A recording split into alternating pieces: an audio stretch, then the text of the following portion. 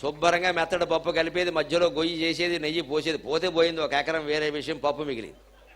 అందుకే ధారణాశక్తి శుభ్రంగా ఉండదు. నెయ్యి తింటే కానీ జ్ఞాపక శక్తి కూడా చురుగ్గా పనిచేయాలి బుద్ధి. ఆ నెయ్యి జిడ్డు అది చురుగ్గా పనిచేసేలా చేస్తుంది. అందుకని అంత చురుగ్గా ఉంది కాబట్టి ఆలోచన చేశాడు, వెంటనే ఒక నిర్ణయానికి వచ్చాడు. ఖచ్చితంగా ఇప్పుడు చూడండి, దాని పాజిటివ్ థింకింగ్ అంటే ఇది. చంద్రుని చూడగానే ఆయనకి ఏమనిపించిందిట, ఇంకెళ్ళిపో ఇక్కడ లంక అని అనిపించలేదుట. నువ్వు సీతాదేవి దొరకలేదని అనుకోకు, గుర్తుపట్టలేదు. నన్ను చూసావా, నా ముఖం ఎలా ఉంది, ఆవిడ ముఖం అలాగే ఉంటుంది, చంద్రుళ్ళ ఆహ్లాదంగా. అందుకే ఆడపిల్లని చంద్రముఖి అంటారు. ఖచ్చితంగా ఉపమాలంకారంలో ఇప్పటికీ మా తెలుగు మాస్టర్లు అదే చెబుతారు, ఆమె ముఖం చంద్రబింబం వలె ఉన్నది. ఇన్నేళ్ళైనా మా తెలుగు మాస్టర్లు ఈ ఉపమానం మార్చరు, వారికి నమస్కారం. అందుకే ఎవరికి అలంకారాలు అంటే ఇష్టం ఉండదు. వాళ్ళ మాస్టర్ వాడికి చెప్పారు, ఈయన అదే చెబుతాడు. ఎప్పటికప్పుడు ఉపాధ్యాయ వృత్తిలో ఉన్నవాళ్ళు ఉపమానాలు ఉదాహరణలు మార్చాలి ఖచ్చితంగా. నా ఉపన్యాసం నాకే కొత్తగా ఉండాలమ్మా, లేకపోతే నేను చెప్పలేను. అందుకోసమే నిత్యం దినపత్రిక చదువుతాను, నేను టీవీ చూస్తాను, కొత్త కావ్యాలు చదువుతాను, వాటిలోంచి పట్టుకొచ్చి ఇక్కడ చెబుతాను. ఇవాళ రిపబ్లిక్ డే సందర్భంగా 2 పద్యాలు దేశభక్తి గురించి చెప్పకపోతే కేవలం నేను మాట్లాడి వెళ్ళిపోతే ఎలాగా? నా లక్ష్యం నెరవేరద్దా? ఈ యువతరంలో కులమతాతీతమైన దేశభక్తి కలగాలంటే 2 మాటలు చెప్పాలి, దానికోసం తయారవ్వాలి, ఆ కొత్తదనం ఉండాలి ఖచ్చితంగా. ఇదే మాటలు నేను సుందరకాండ మీద మాట్లాడింది ఎవరైనా ఇదివరకు క్యాసెట్ వింటే ఇప్పుడు విన్నవాళ్ళు మళ్ళీ కొత్త విషయాలు చాలా చెప్పారండో అంటే బాగుంటుంది. అప్పుడు మనకి లౌక్యం చెబుతున్న ఖాతాలు కూడా పెరుగుతాయి, మళ్ళీ పిలుస్తారు. పాత క్యాసెట్టే మళ్ళీ వేసేసామనుకో, సీడీ ఉందిగా వెళ్ళడం ఎందుకంటాడు. వ్యాపార రహస్యం కూడా అనుమానమేం లేదండి, వృత్తి రహస్యం ఇది. ఎప్పటికప్పుడు మన పరిజ్ఞానం పెంచుకుని దాన్ని ఆకర్షణీయంగా చేయకపోతే ఎలా ఆకట్టుకుంటామండి జనాన్ని? వీళ్ళు ఏ వృత్తికైనా ఇంతే. నాకు అంతే వచ్చును, నీకు ఇష్టమైతే కొనుక్కో, లేకపోతే లేదని ముచ్చు మొహం పెట్టుకు మాట్లాడితే బిజినెస్ పెరగదు. అంతే వచ్చినట్టు వినియోగదారులు ఏం కోరుతున్నారో కాస్త ఆలోచించాలి.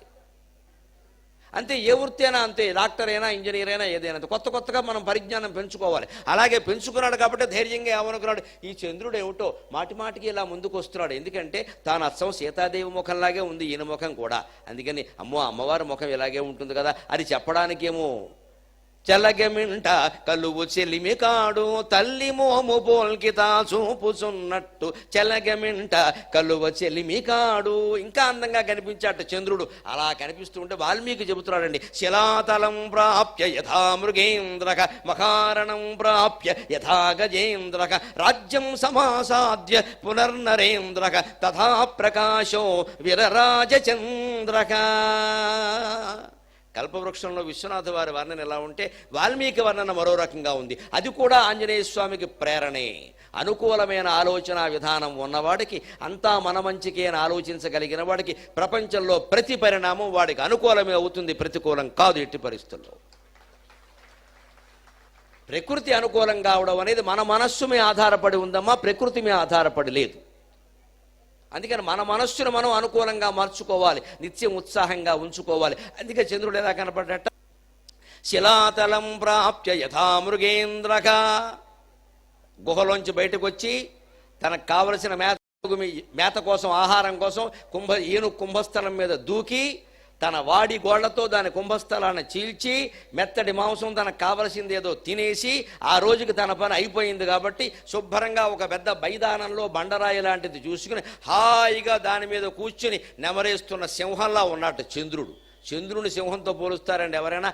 అవసరం కాబట్టి పోల్చాడు వాల్మీకి. ఇప్పుడు చంద్రుడు సింహంలా కనపడాలి హనుమంతుడికి, ఎందుకని ఉత్సాహం రావాలి ఆయనకి. లేకపోతే కుందేలు పిల్ల అనేవాడు, కుందేలు పిల్ల అంటే నీరసం వస్తుంది, ఉత్సాహం రాదు. అప్పుడు హనుమంతుడు అనుకున్నట్ట, ఇది చూడు సింహంలా ఉంది, తెల్ల సింహంలా ఉంది, జూలు విదిల్చిన సింహంలా ఉన్నాడు చంద్రుడు. ఎలాగా? శిలాతలం ప్రాప్య యథా మృగేంద్రక. తన పనిని తాను పూర్తి చేసుకుని విశ్రాంతిగా కూర్చుని నెమర వేస్తున్న సింహంలా కనబడ్డాడు. అందుకే హనుమంతుడు ఏమనుకున్నాడు, నేను కూడా వచ్చిన పని పూర్తి చేసుకుని మళ్ళీ దక్షిణ సముద్ర తీరానికి వెళ్ళి ఒక్క బండ మీద కూర్చుని శ్రీరామ జయ రామ జయ జయ రామ శ్రీరామ జయ రామ జయ జయ రామ అనే నా ధ్యానంలో నేను ఉండాలి అంటే ముందు పని చేసి తీరాలి అనుకున్నాడు. ఆ రకంగా చంద్రుడు ప్రేరణ అయ్యాడు ఆయనకి. మహారణం ప్రాప్య యథా గజేంద్రక. ఏనుగుల్లో తెల్ల ఏనుగులు నల్ల ఏనుగులు అన్నీ ఉంటాయి. ఆ మచ్చతో ఉన్న చంద్రుడు నల్ల ఏనుగులా కనపడుతున్నాడు ఆయనకి. అది ఎలా ఉన్నట్టు, అప్పుడు ఎలా ఉన్నట్ట, రావణాసుడితో యుద్ధం చేయడానికి రాముడు సైన్యంతో వచ్చినట్టు, అందులో పెద్ద పెద్ద ఏనుగులన్నీ ఉన్నట్టు, అవన్నీ గంభీరంగా ఇక్కడ నిలబడి యుద్ధరంగంలో చూస్తున్నట్టు, ఆ శత్రువుల్ని బెదిరిస్తున్నట్టు అనిపించింది. ఆ మాటతో ఆయనకి ప్రోత్సాహం వచ్చింది బాగా. శిలాతలం ప్రాప్య యథా మృగేంద్రః మహారణం ప్రాప్య యథా గజేంద్రః రాజ్యం సమాసాద్య పునర్నరేంద్రః తథా ప్రకాశో విరరాజచంద్రః. మహత్తరమైన తెల్ల ఏనుగు ఒకటి ఐరావతం లాంటిది వచ్చి అక్కడ నిలబడినట్టుగా ఉందట. నల్ల ఏనుగు అడవి ఏనుగు ఒకటి వచ్చి యుద్ధరంగంలో నిలబడినట్టుగా ఉందట. ఇవన్నీ హనుమంతుడికి ప్రేరణ కలిగించే ఆనందం కలిగింది. ఒక్కసారిగా దూకాడు. అంతఃపురం అయితే ఏమిటి, వెతక్కపోతే అలాగా, ఏమో ఒకవేళ అక్కడ ఉందేమో, అక్కడ కూడా వెతికిస్తే ఓ పని అయిపోతుంది కదా. ఇది ఆలోచన విధానం. పని అప్పగించినప్పుడు సమగ్రంగా చేసుకురావాలి తప్ప అనుమానాలతో అక్కడ దొరకదులే, ఈ పని అవ్వదులే, ఈవేళ సెకండ్ సాటర్డే సెలవు కదా, అనవసరం అనుకునే బదులు బ్యాంకు ఫోన్ కొట్టచ్చు కదా. ఎందుకంటే ఈ మధ్య బ్యాంకుల విధానం మారింది. 1, 3, 2 శనివారాలు పూర్తిగా పనిచేస్తున్నారు. 2, 4 శనివారాలు మొత్తం సెలవిస్తున్నారు. ఇదివరకు సగం పనిచేసేవారు. ప్రతి శనివారం బ్యాంకులు సగం పనిచేసేవి. ఇప్పుడు వాళ్ళు ఒక ఒప్పందం చేసుకుని ఏం చేశారు, 1, 3 శనివారాలు పూర్తిగా పనిచేస్తున్నారు మామూలు రోజుల్లాగే. 2, 4 శనివారాలు పూర్తిగా సెలవు తీసుకుంటున్నారు. అంటే మనం ఏ పనికైనా, బ్యాంక్ అయినా, ఏదైనా సరే వెళ్ళాలనుకున్నప్పుడు, పని చేయాలనుకున్నప్పుడు అనుమానం వస్తే ఇవాళ సెల్ ఫోన్ చేతుల్లో ఉంది, వాళ్ళకు ఒక ఫోన్ చేయొచ్చు, అయ్యా ఉందా అని అడగచ్చు. లేకపోతే ఇవాళ బయట స్ట్రైక్ జరుగుతోంది, బహుశా బ్యాంక్ కట్టేశారు, ఈ బహుశా వద్దు, ఫోన్ చేయి, ఇక్కడే పని చెడిపోయేది. నువ్వు ఊహించద్దు అనవసరంగా. ఫోన్ చేసి అయిపోయింది కదా. తెలిసిన వాళ్ళు ఉంటారు, ఒకసారి ఫోన్ చేసి ఏమంటే బ్యాంక్ పని చేస్తుంది, లేదండి వర్కింగ్ అంటారు, అయితే పెడతాం, లేదంటే మానేస్తాం. అంతేగాని ఊహించడం, తీరా పని దెబ్బతిన్నాక బ్యాంకులు ఏదేమో అనుకున్నాను అనుకోవడం ఎందుకు, వెళ్ళొచ్చుగా. పైగా ఇదివరకులా కష్టపడక్కలా సెల్ ఫోన్ చేతిలో ఉంది కదండి. ఇదే ఊహలు లేకుండా అనవసరంగా పనిచేయ. రైల్లో ఎవరో వస్తున్నారు, మనం వాళ్ళని రిసీవ్ చేసుకోవాలి. తల్లిదండ్రి చెప్పారు, అమ్మా మావయ్య వస్తున్నాడే, అబ్బాయి నువ్వు వెళ్ళరా, నువ్వు తీసుకురారా మావయ్యని జాగ్రత్తగా, ఈ ఊరు తెలియదు పాపం, కొత్తగా వస్తున్నాడు, మనం ఇక్కడికి మకాం మారు వచ్చాం అని తల్లి చెప్పింది కొడుక్కి. కొడుకు వెడతాడు, విచిత్రంగా ఉంటాడు. వీడేదో ఫోన్ తీసుకుని వాట్సాప్లు, ఫేస్బుక్లు, వీడు గొడవల్లో వీడు ఉంటాడు. ఆ మేనమామ రైలు దిగి సంచేసుకుని వాడి ఇంటికి వాడు వచ్చేస్తాడు. అప్పుడు తల్లి ఏముంటుందండి, చదువులు చదివారు, పని లేకుండా, పని ఎలా చేయాలో కూడా తెలియదు. ఇదే వర్కింగ్ నాలెడ్జ్ అంటే. ఆయన దగ్గర ఫోన్ ఉందా, నీ దగ్గర ఫోన్ ఉందా, ఆయన పలానా చోటకి రమ్మని చెప్పొచ్చా. రైల్వే స్టేషన్లో మనిషిని పట్టుకోవాలంటే ఒకటే పద్ధతి, నాకు బాగా అనుభవం, నిత్యం ప్రయాణాలు కదా. నా కోసం ఎవరైనా రిసీవింగ్కి వస్తారంటే నేను ఒకటే చెబుతా, అయ్యా తిన్నగా రైలు ఆగే ప్లాట్ఫారం చూసుకుని భోగి దగ్గరికి వచ్చేయండి. వాళ్ళు అంటారు, మీరు విశాఖపట్నం అవుట్ గేట్ ఉందండి, దాని నుంచి బయటకు రండి, అవుట్ గేట్లు 2 ఉన్నాయి, చూసుకోండి వెళ్ళి. ఇంకొక ఆయన ఏమంటాడు, ప్రీమియర్ కార్ పార్కింగ్ అని ఉందండి, అది కూడా 2 ఉండొచ్చు. పైగా నా బోటిగాడికి అవన్నీ చూసుకోవడం కుదరదు. ఎందుకంటే నేను సంచి తీసుకుని కిందకి దిగ్గానే ఒక 20 మంది పాదాభివందనాలు, 36 అట్టిపళ్ళు ఉంటాయి నా చేతులు. వీళ్ళందరినీ ఆశీర్వదించాలి, ఇది ఒక కార్యక్రమం. ఇందులో నన్నెవడు చూసుకొని ఇస్తాడు. పైగా కాస్త చనువు ఉన్నవాడు, వాడెవడో తర్వాత వస్తాడు, ముందు మా ఇంటికి రండి అంటాడు. మామూలుగా ఉండదు ఇది. అందుకని నేనేం చెప్తాను, ఖచ్చితంగా కార్యకర్తలకి, నేను పలానా A1 భోగిలో ఉంటాను, మీరు భోగి దగ్గరికి వచ్చేయండి, మొహమాట పడకండి, నేను దిగను, అక్కడే ఉంటాను, ఎక్కడ దిగాను అక్కడే ఉంటాను, నేను కథను. ఎందుకంటే ఇది మీ ఊరు, ఎక్కడికి వెళ్ళాలో మీకు తెలియాలి, నాకేం తెలుసు. ఖచ్చితంగా పట్టుకోవాలి దాన్ని. అంతేగాని మీరు ఇక్కడ ఉంటారని అనుకున్నామండి అని వారు, మీరు వస్తారని అనుకున్నానండి అని నేను, ఏమిటిది అపోహలు, ఇదే పని చెడిపోవడం అంటే. అనుకోవడం ఎందుకు, ఫోన్ చేయొచ్చు కదా. ఖచ్చితంగా ఒక ప్లేస్, పైగా రైల్వే స్టేషన్లో ఎవరు ఉన్నా లేకపోయినా పట్టుకోదగిన స్పాట్ ఒకటి ఉంది, ఎంక్వైరీ కౌంటర్, విచారణ. ఏడుమొహం వేసుకుని ఒకడు కూర్చుంటాడు అక్కడ, అందుకే విచారణ అంటారు దాన్ని. చస్తాడు వాడు జవాబులు చెప్పలేక. ఖచ్చితంగా ఉంటుంది రైల్వే స్టేషన్లో. టాయిలెట్స్ అయినా లేని స్టేషన్ ఉంటుంది కానీ విచారణ లేని స్టేషన్ ఉండదు. అక్కడికి వెళ్ళి విచారించు, కూర్చో, అక్కడికి రమ్మని చెప్పు, ఖచ్చితంగా పట్టుకోవచ్చు మనిషిని. అలా ఒకటి ఖచ్చితంగా ఉండాలి కదండి. అందుకని ఆయన ఆలోచించాడు, అంతఃపురంలోకి వెళ్ళొద్దు అని కూడా 2 కారణాలండి. ఒకటి, సీతాదేవి ఇక్కడ ఎందుకు ఉంటుందని ఒక అనుమానం. రెండోది, అంతఃపుర స్త్రీలు, రావణాసురుడు స్త్రీలు, అందులో వారికి అందరూ భార్యలే కాదు, రకరకాల మనుషులు ఉన్నారు అక్కడ. వీళ్ళు అర్ధరాత్రి వేళ పెడుతున్నాడు ఆయన 11, 12ంటికి. వాళ్ళు రకరకాలుగా ఉంటారు, అర్ధనగ్నంగా, కొన్నిసార్లు చాలా చికాగ్గా ఉంటారు, పైగా మద్యపానం అలవాటు వాళ్ళకి. అటువంటి వాళ్ళని నేను బ్రహ్మచారిని నేను చూడకూడదు కదా, నా ఆశ్రమ నియమాలు నాకు ఉంటాయి కదా. అందుకని నేను వెతకనంటే మళ్ళీ ఆలోచన వచ్చింది. బాగానే ఉంది, ఆడవాళ్ళని ఆడవాళ్ళు వెతకపోతే ఎక్కడ వెతుకుతాం. మిలిటరీ వాళ్ళు ఉండే చోటకెళ్ళి సీతాదేవి ఉందా అంటే ఉంటుంది అక్కడ. మిలిటరీలో అందరూ మగవాళ్ళే ఉంటారు అక్కడ. అది వీడు అక్కడికి వెళ్ళి వెతకడం ఏమిటి? సీతాదేవిని వెతకాలంటే ఎక్కడ వెతకాలో అక్కడ వెతకాలి. కానీ వారం రోజులు నావికాదళ విన్యాసాలు జరుగుతున్నాయి విశాఖపట్నంలో, అందులో ఏదైనా షిప్పులో ఉందేమో, అందులో సీతాదేవి ఎందుకు ఉంటుందంటే పని లేక. ఆలోచన రావాలి. అందుకని అంతఃపురంలో ఉండే అవకాశం ఉంది. ఆ స్త్రీలు ఎలా ఉన్నారనేది నాకు అనవసరం, నేను వెళ్లాల్సింది అక్కడే, నా మనస్సు బాగా ఉంటే చాలు అని ఆయన లోపలికి ప్రవేశించాడు. అది నిర్ణయం తీసుకునే విధానం. అనుమానాలు పెట్టుకుని పనులు జడగొట్టుకోకూడదు, అదేదో తేల్చుకుంటే అయిపోతుంది కదా. అందుకని లోపలికి వెళ్ళాడు. వెళ్ళి అంతా వెతికిన తర్వాత ఆశ్చర్యం అండి, రావణాసురుడు అంతఃపురంలోకి వెళ్ళాడు. వెళ్ళి ఒక్కసారి ఆ చీకటి, వేరే దీపాలు లేవండి ఆ రోజుల్లో, రత్న స్తంభాలు ఉన్నాయండి, బంగారపు స్తంభాలు, దానికి ఇలా దీపపు సెమ్మెలా ఉందండి ప్రమిదలాగా, దాంట్లో రత్నాలు పెట్టాడండి. వాడి స్థాయి అది. ఆ రత్నం పగలు రాత్రి తేడా లేకుండా వెలుగుతూనే ఉంటుంది. పగలు సూర్యకాంతి కారణంగా దాని కాంతి కనపడదు, రాత్రి ఏమో కనపడుతుంది, అంతే తేడా. ఆ రత్నం ఇలా వెలుగుతూ వెలుగుతూ వెలుగుతూ ఆరిపోతున్నట్టుగా ఉండుంటుంది. అప్పుడు హనుమంతుడు ఇలా తేరిపార చూస్తుంటే ఆయనకు ఒక ఆలోచన వచ్చింది. వాల్మీకి చెబుతాడు చాలా ఆశ్చర్యకరంగా, ఆ రత్న దీపాలు కూడా రావణాసురుడికి భయపడి వెలుగుతున్నాయట. పగలైతే వాడు వెలగనివ్వట, ఎందుకంటే నా భార్యల్ని మీరు చూస్తారా అని దీపాలను కూడా హెచ్చరిస్తాట వాడు. వాడు పడుకున్నాడు కాబట్టి ఇవి ధైర్యంగా వెలగలుగుతున్నాయి. అంటే ఒక్కొక్క స్వార్థపరుడు, ఒక్కో రౌడీగాడు ఎలా ఉంటాడండి, వాడి కుటుంబ సభ్యుల జోలికి ఎవ్వరూ వెళ్ళకూడదు, కానీ వీడు ఊళ్ళో వాళ్ళ సంసారాలన్నీ జడగొట్టేస్తాడు. అది రావణాసురుడు తత్వం. అందుకే వాల్మీకి చెప్పాడు, వీడు ఎలా పడుకున్నాడు, శుభ్రంగా పడుకున్నాడు హాయిగా. ఈ దీపాలు కూడా భయపడుతున్నట్టుగా మిలుకుమంటూ వెలుగుతున్నాయి. ఎందుకంటే బహుశా వీళ్ళ భార్యల కేసు చూస్తే రావణాసురుడు దీపాలను చంపేస్తాడేమో, అందుకే దీపాలు ఇలా వెలుగుతున్నాయి అని వాల్మీకి అద్భుతమైన కవిత్వం రాస్తాడు. నాకు సమస్తం చెప్పేటువంటి అవకాశం లేదు, కానీ మీరంతా సొంతంగా చదువుకోగలిగితే సుందరకాండని మించింది, రామాయణాన్ని మించింది లేదమ్మా. ఆ సావకాశంగా చదువుకునే శక్తి భగవంతుడు మీకు అనుగ్రహించునుగాక. అప్పుడు ఆ కవిత్వం, ఆ రసమయ జీవితం అంతా తెలుస్తుంది. అప్పుడు చూశాడు చిత్రంగా, ఆ రావణాసురుడు పక్కనే ఒక స్త్రీ పడుకుని ఉంది, కొంచెం ఊరికి కొద్దిగా ఎడంగా. వాడు ఇలా చేతులు చాపేసి పడుకున్నాడండి. అక్కడ ఒక స్త్రీ పడుకున్నది. ఇక్కడ ఒక సరదాకు మాట చెబుతా. నేను అవధానాలు చేస్తుంటే అడిగారు, అప్రస్తుత ప్రసంగం అని ఉంటుంది. వాళ్ళు ఏదో అడ్డదిడ్డంగా అడుగుతారు, మేము ఏదో చెబుతాం సరదాకి జవాబు. మా మైండ్ పక్కదారి పట్టించడం కోసం అడుగుతారు వాళ్ళు. ఒక అవధానంలో అడిగారు నన్ను, ఏమండి రావణాసురుడికి 10 తలకాయలు ఉంటాయంటారు కదా, వాడు పడుకునేటప్పుడు ఎలా పడుకునేవాడు అని అడిగారు. సమాధానం చెప్పాలి కదండి. ఎలా ఎప్పుడు వెలకలేనే పడుకుంటాడా, ఒళ్ళంతా వాసిపోదు, పక్కకి తిరిగాడు అనుకో, మరి 5 తలకాయల మీద అలా పడుకుంటాడా?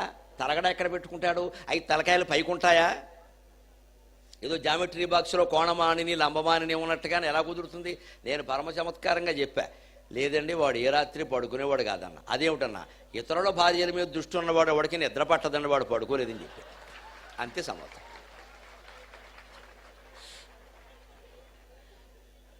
తన సంసారం మీద తాను చూసుకునేవాడు హాయిగా పడుకుంటాడు, కానీ పరనారుల మీద దృష్టి పెట్టుకున్న వాడికి నిద్ర ఎలా పడుతుందంటే తెల్లవారులు ఇదే చేస కదా, అందుకని వాడు పడుకోడండి నేను, అంతే అయిపోయింది. ఇలాగే ఉంటే అప్రస్తుత ప్రసంగం సమాధానం అప్పటికప్పుడు స్ఫురించి చెప్పాలి. అంటే ఎప్పుడూ మన మనస్సును నిష్కల్మషంగా హాయిగా వడ్డించడానికి సిద్ధంగా ఉన్న అరిటాకులాగా ఉంచుకుంటే పదార్థాలు అవి వస్తాయి. దాంట్లో ఇంకా కల్మషాలు భేదాలు ఉండకూడదు, స్వచ్ఛంగా తెరిచినటువంటి పుస్తకంలా ఉండాలి హాయిగా. ఆలోచనలు అవే వస్తే భగవంతుడు రప్పిస్తాడు, ధైర్యం ఉండాలంతే. అందుకని లోపల ప్రవేశించాడండి. అక్కడ ఒక స్త్రీ శయనించి ఉందండి. గౌరీం కనకవర్ణాభాం ఇష్టాం అంతఃపురేశ్వరీం కపిర్మందోదరీం తత్ర శయానాం చారురూపిణీం. పచ్చగా మెరిసిపోతుంది ఆ తల్లి, తెలుపు పసుపు రంగిన కలిపిన రంగులో ప్రకాశిస్తోంది. మందోదరీదేవి ఆవిడ. కానీ ఏమనుకున్నాడంటే ఆ వెలుగు, ఆ కాంతి, ఆ తేజస్సు, ఆ సాధ్విత్వం, ఆ సౌశీల్యం ఇవన్నీ చూసి సీతాదేవి సీతాదేవి సీతాదేవి అనుకున్నాడు. వెంటనే ఆయనకు ఆనందం అనిపించింది. ఆస్ఫోటయామాస సుచుంబ పుచ్చం ననంద చిక్రీడ జగౌ జగామ. ఆస్ఫోటయామాస సుచుంబ పుచ్చం ననంద చిక్రీడ జగౌ జగామ. స్తంభానరోహన్ నిపపాత భూమౌ స్తంభానరోహన్ నిపపాత భూమౌ నిదర్శయన్ స్వాం ప్రకృతిం కపీనా. జీవితంలో ఎన్నో సందర్భాల్లో భ్రమలో పడతాం, పొరపాట్లో పడతాం. ఆంజనేయ స్వామి పొరపాట్లో పడ్డాడు. మండోదరిని చూసి సీత అనుకున్నాడు. ఇక్కడ మనం గ్రహించాల్సిన తాత్విక రహస్యం ఏమిటంటే, రావణాసురుని భార్య అయిన మండోదరి సాక్షాత్తు సీతాదేవంత అందంగా, సీతాదేవంత తేజస్సుతో, సీతాదేవంత సౌశీల్యంతో ఉండేదమ్మా.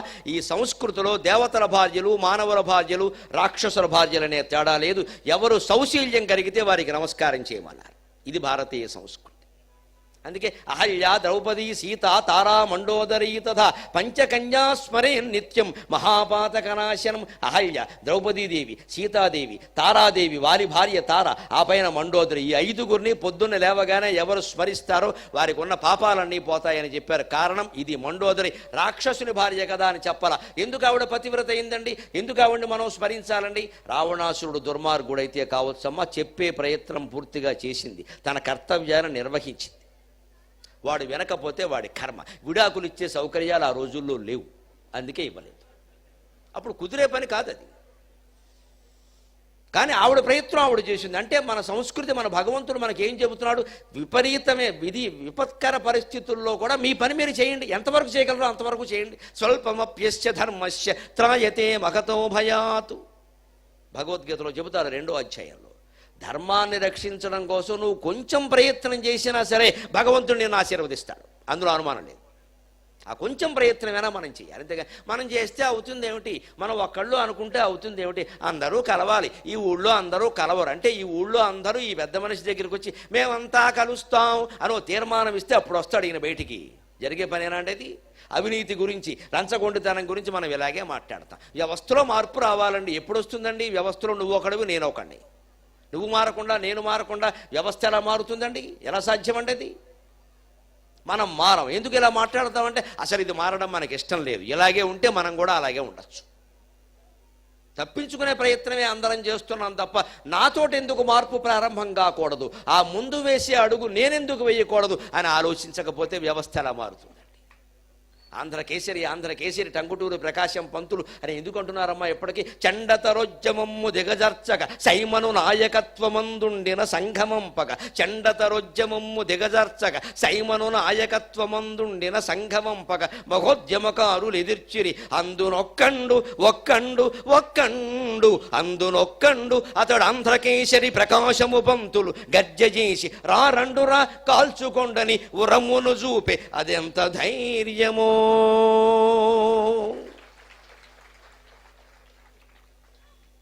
సైమన్ కమిషన్ గో బ్యాక్ అని భారతీయ స్వతంత్ర వీరులంతా నినాదాలు చేస్తూ ఉంటే ముందుకొస్తే కాల్చి పారేస్తాం అని బ్రిటిష్ వాళ్ళు గుర్రాల మీద సైనికులను పంపిస్తే తుపాకులు ఎక్కుపెట్టి ముందుకు వస్తుంటే ముందు నన్ను కాల్చండి అని ముందుకెళ్ళాడే. నేను ఎందుకు వెళ్ళాలి? ఎవరో వెళ్ళాక నేను పెడతా, తీరా పెడితే నాకు ఆ తర్వాత సీఎం పదవి ఇస్తారో ఇవ్వరో అని ప్రకాశం పంతులు గారు ఆలోచించాలి. ఇవాళ త్యాగాలు చేస్తే రేపొద్దున మన నాయకులు అవ్వచ్చు, అది ఇప్పటి వాళ్ళ ఆలోచన, వాళ్ళకి లేదు అది. వాళ్ళు ప్రాణత్యాగానికి సిద్ధపడ్డారు. తర్వాత సీఎం అవుదాం, పిఎం అవుదాం, ఈ దరిద్రపు ఆలోచనలు వాళ్ళకి లేవు. అందుకే ఇప్పటికీ వాళ్ళ ఫోటోలు పెట్టుకుంటాం మనం.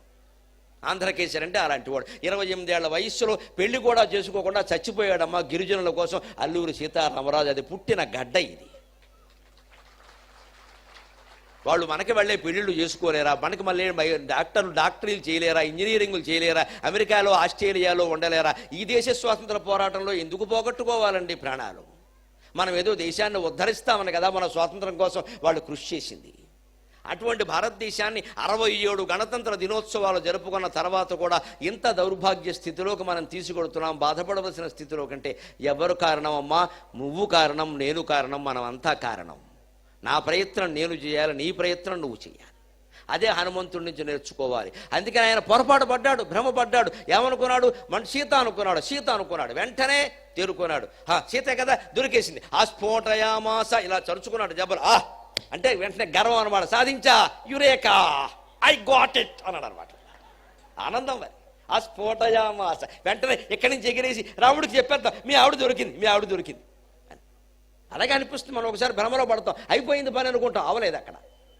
సుశుంభ పుచ్చం కోతి లక్షణం. తోక అని ముద్దెట్టుకున్నట్ట. తోక ముద్దెట్టుకున్నట్ట కోతి అదే పని చేస్తుంది మరి అని. తోక కదా యా, కోతిని నేను సాధించా, సుగ్రీవుడి దగ్గర నాకు ఖచ్చితంగా డిప్యూటీ సీఎం ఖాయం అనిపిస్తుంది కాసేపు అలాగా. సుశుంభ పుచ్చం ననంద బ్రహ్మానంద పడ్డట, చిక్రీడ గంతులేసేట, ఆడుకుంటూ తిరిగట అక్కడికి ఇక్కడికి. ముందు ఆవిడ చూడడం మానేసి ఆ కిటికీ నుంచి ఈ కిటికీ, ఈ కిటికీ నుంచి ఆ కిటికీ తెగదూకేట. జగవు పైకి వెంటనే ఆనందంగా పాట పాడడం మొదలుపెట్టేట బ్రహ్మాండంగా. అందుకని ఆ పాటలు పాడుతున్నట్ట, ఆటలు ఆడుతున్నట్ట. చిక్రీడ జగవు జగామ బయటికి వెళ్ళిపోతే అలాగే వెళ్ళిపోయాడంతే, అదే ఆనందం. పిల్లలు గంతులు వేస్తారు చూడండి ఒకసారి. అలాగే వాడు ఏం చేస్తున్నాడో వాడికి తెలియదు.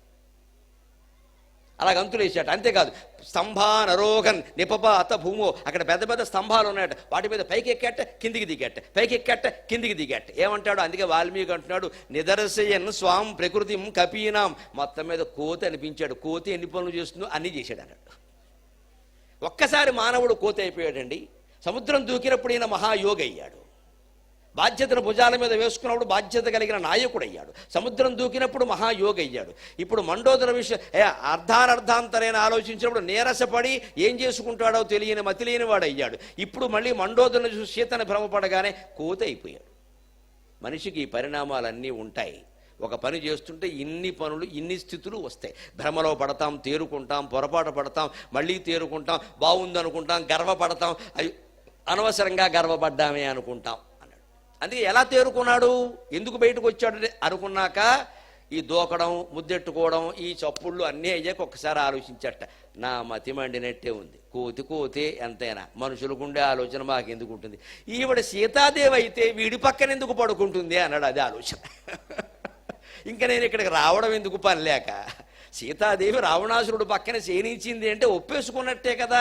ఇంకా ఒప్పేసుకున్నవాడికి ఇప్పుడు నేను రాముడి దగ్గరికి వెళ్ళి శుభవార్త చెప్పనా, నువ్వు ఇంకో పెళ్లి చేసుకోమని. ఇందుకోసమా వచ్చింది నేను ఇక్కడ. ఈవిడ సీతాదేవి అయితే ఎక్కడెందుకు పడుకుంటుంది, ఈవిడ సీతాదేవి కాదు కాబట్టి నేను ఇక్కడి నుంచి వెళ్ళిపోవచ్చు. ఒకవేళ అయితే ఇంతకంటే మహాపాపం లేదు కాబట్టి వెంటనే వెళ్ళిపోవచ్చు. ఇక రాముడికి ఈ వార్త చెప్పడం కంటే ఆత్మహత్య చేసుకోవడమే మంచిది అని ఆయన అనుకున్నాడు. రాముడు చెప్పిన లెక్క ప్రకారం, నేను సీత గురించి విన్న ప్రకారం సీత చరిత్రలో తేడా ఉండదు, ఖచ్చితంగా ఈవిడ సీత కాదు అని అప్పుడు మళ్ళీ అనుకున్నట్ట. వీడిల్లు బంగారంగాను ఇంత మంచి స్త్రీని, ఇంత తేజోవంతురాలని, ఇంత పతివ్రతని, ఇంత సౌశీల్యవంతురాలని పక్కన పెట్టుకుని వీడికి సీతా గీత ఎందుకురా, లేనిపోను గొడవ తప్పితే. అదే మనిషి తన జీవితాన్ని తానే పాడు చేసుకోవడం అంటే బహుశా ఇదే కావచ్చు అనుకున్న పాపం నిరాశ చెందాడు. వెతికాడు, బయటకు వచ్చేసాడు. రాత్రి 2, 3 అయిపోయిందండి. తెల్లవాళ్ళు నిద్ర లేకుండా వెతుకుతున్నాడు. ఎక్కడా సీతాదేవి దొరక్కపోతే బాధ వచ్చేసింది. నిరాశలో పడ్డాడు, నిస్పృహలో పడ్డాడు. దీనే డిప్రెషన్ అంటారు ఇప్పుడు భాషలో. డిప్రెషన్ కూడా వచ్చింది హనుమంతుడికి. అది కూడా వస్తుంది. దాన్ని ఎలా అధిగమించాలో చెబుతున్నారు. అందుకే ఇది వ్యక్తిత్వ వికాస పాఠం, కేవలం సుందరకాండ కాదు ఇది. నిరాశ వచ్చింది, నిస్పృహ వచ్చింది, కూరుకుపోయాడు. ఓ చెట్టు కింద కూలబడ్డాడు. తోక నోటితో నవ్వులుకోవడం మొదలెట్టాడు. కోపం వచ్చి తన మీద తనకే కోపం. ఓ పెద్ద పేరు, అక్కడ ఓ పెద్ద దర్పం చూపించావు, హనుమంతుడని. ఏం చేసావు ఇక్కడికి వచ్చి? ఇంతవరకు సీత దొరకల. తెల్లారి 3 అయిపోతుంది. అప్పుడే తెల్లారుతుంది కూడా. మళ్ళీ రావణాసురుడు వస్తాడు, పారిపోవాలి ఎక్కడి నుంచి, లేకపోతే వాడిని ఎదిరించాలి. ఎందుకు వచ్చిన గొడవ, సీత లేనప్పుడు నాకేం పని అని జీవితం మీద విరక్తి వచ్చిందండి. వచ్చి చెట్టు కొమ్మకేసి చూశాడు. కనపడతాయి అలాంటి వాటికి, అలాంటివి కనపడతాయి. ఇందాక చంద్రుడు చాలా ఉత్సాహపరుస్తున్నట్టుగా కనపడ్డాడు. ఇప్పుడు చెట్టు మించో తీగ వేలాడుతుంది. ఇలా వేలాడుతూ అది ఇలా గాలికి కదులుతోంది. నిన్ను వీడని నీడను నేనే, బొమ్మాళి రా బొమ్మాళి నిన్నొదల, బొమ్మాళి నిన్నొదల. అదే లెక్క. మనం నిరాశలో నిస్పృహలో పడిగినప్పుడు పూల తీగలు దెయ్యాల్లా కనపడతాయి. మనం ఉత్సాహంతో ధైర్యంతో ఉంటే అదే పూల తీగలు కళ్యాణమాలల్లా కనపడతాయి. కారణం మన మనస్సు. గమనించండి, మహిమలు ఎప్పుడు విగ్రహాల్లోనూ, క్షేత్రాల్లోనూ, తీర్థాల్లోనూ ఉండవండి. మన మనస్సులో ఉంటుందండి మహిమ అంతా. నువ్వు భావించడాన్ని బట్టి అది జరుగుతుంది. నువ్వు భావించగలిగితే నీ పూజామందిరంలో ఉండే శిలా విగ్రహం రాముడే. నువ్వు భావించలేకపోతే అది బొమ్మే. అది నీ భావనలో ఉంది. పుణ్యక్షేత్రాల్లో కూడా ఆ విగ్రహాలకు ఆ మహత్తు ఎందుకు వచ్చింది? రామదాసు లేకపోతే భద్రాచలం ఏమిటి, కన్నప్ప లేకపోతే కాళహస్తి ఏమిటి, అన్నమాచార్య లేకపోతే తిరుపతి ఏమిటి? ప్రతి పుణ్యక్షేత్రం వెనకాల ఒక భక్తుడు, ఒక తపస్వి, ఒక ఋషి ఉన్నాడు. మీరు గమనించండి ఆ చరిత్ర. వాళ్ళ వల్ల అవి పుణ్యక్షేత్రాలు అయ్యాయి, కార్యక్షేత్రాలు అయ్యాయి, కానీ దేవుళ్ళ వల్ల కాదండి. వీళ్ళ కృషి వల్ల అయ్యాయి. వీళ్ళని అనుగ్రహించడం కోసం భగవంతుడు అక్కడ శిలా విగ్రహం రూపంలో ఆవిష్కరింపబడ్డాడు తప్పితే దేవుడికి ఆ ప్రాంతం మీద ప్రత్యేకమైన ప్రేమ లేదు. దేవుడికి ప్రేమ తన భక్తుడి మీదే ఉంటుంది. చిత్తశుద్ధిగా పనిచేసేవాడి మీద ఉంటుంది, సత్ప్రవర్తన కలిగిన వాడి మీద ఉంటుంది, ఉత్సాహం ధైర్యం కలిగిన వాడి మీద ఉంటుంది. అంచేత మనం దేవుణ్ణి స్వాధీనం చేసుకోవాలి, దైవానుగ్రహం పొందాలి అంటే ఉత్సాహం, సాహసం, ధైర్యం, బుద్ధిశక్తి, పరాక్రమః షడేతి ఎత్ర తిష్టంతి తత్ర దైవోపి తిష్టతి. ఉత్సాహము, సాహసము, ధైర్యము, బుద్ధి, శక్తి, పరాక్రమం, చొరవగా దూసుకు వెళ్ళడం, ఈ 6 లక్షణాలు ఎక్కడ ఉంటాయో అక్కడే దేవుడు ఉంటాడు. దేవుడు అన్ని చోట్ల ఉన్నాడు. ఇవి ఉన్న చోట వ్యక్తం అవుతాడు. అన్ని చోట్ల ఉన్నాడు దేవుడు, వ్యక్తం అవుతాడు. అది విద్యార్థులకు అర్థమయ్యేలా ఇక్కడి ఉదాహరణతో చెబుతా. దేవుడు విద్యుత్ శక్తి లాంటి వాడు. విద్యుత్ శక్తి అర్థమైతే దేవుడు అర్థమవుతాడు. ఇక్కడ విద్యుత్తు ఉంది కాబట్టే లైట్లు వెలుగుతున్నాయి, మైకు పనిచేస్తోంది. అన్నిటికీ విద్యుత్తే కారణం. విద్యుత్ శక్తి ఎక్కడుందండి? ఏ ప్రాంతంలో ఉందండి? వైరింగ్ ఎంత ప్రాంతం జరిగిందో అంత ప్రాంతం విద్యుత్తు ఉందా లేదా? వైరింగ్ జరిగినంత ప్రాంతం ఉందిగా, ఒకవేళ లేదని అనుమానం వస్తే వైరు కోసి వేలు పెట్టండి, బాగా వ్యక్తం అవుతుంది. ఉంది కదా.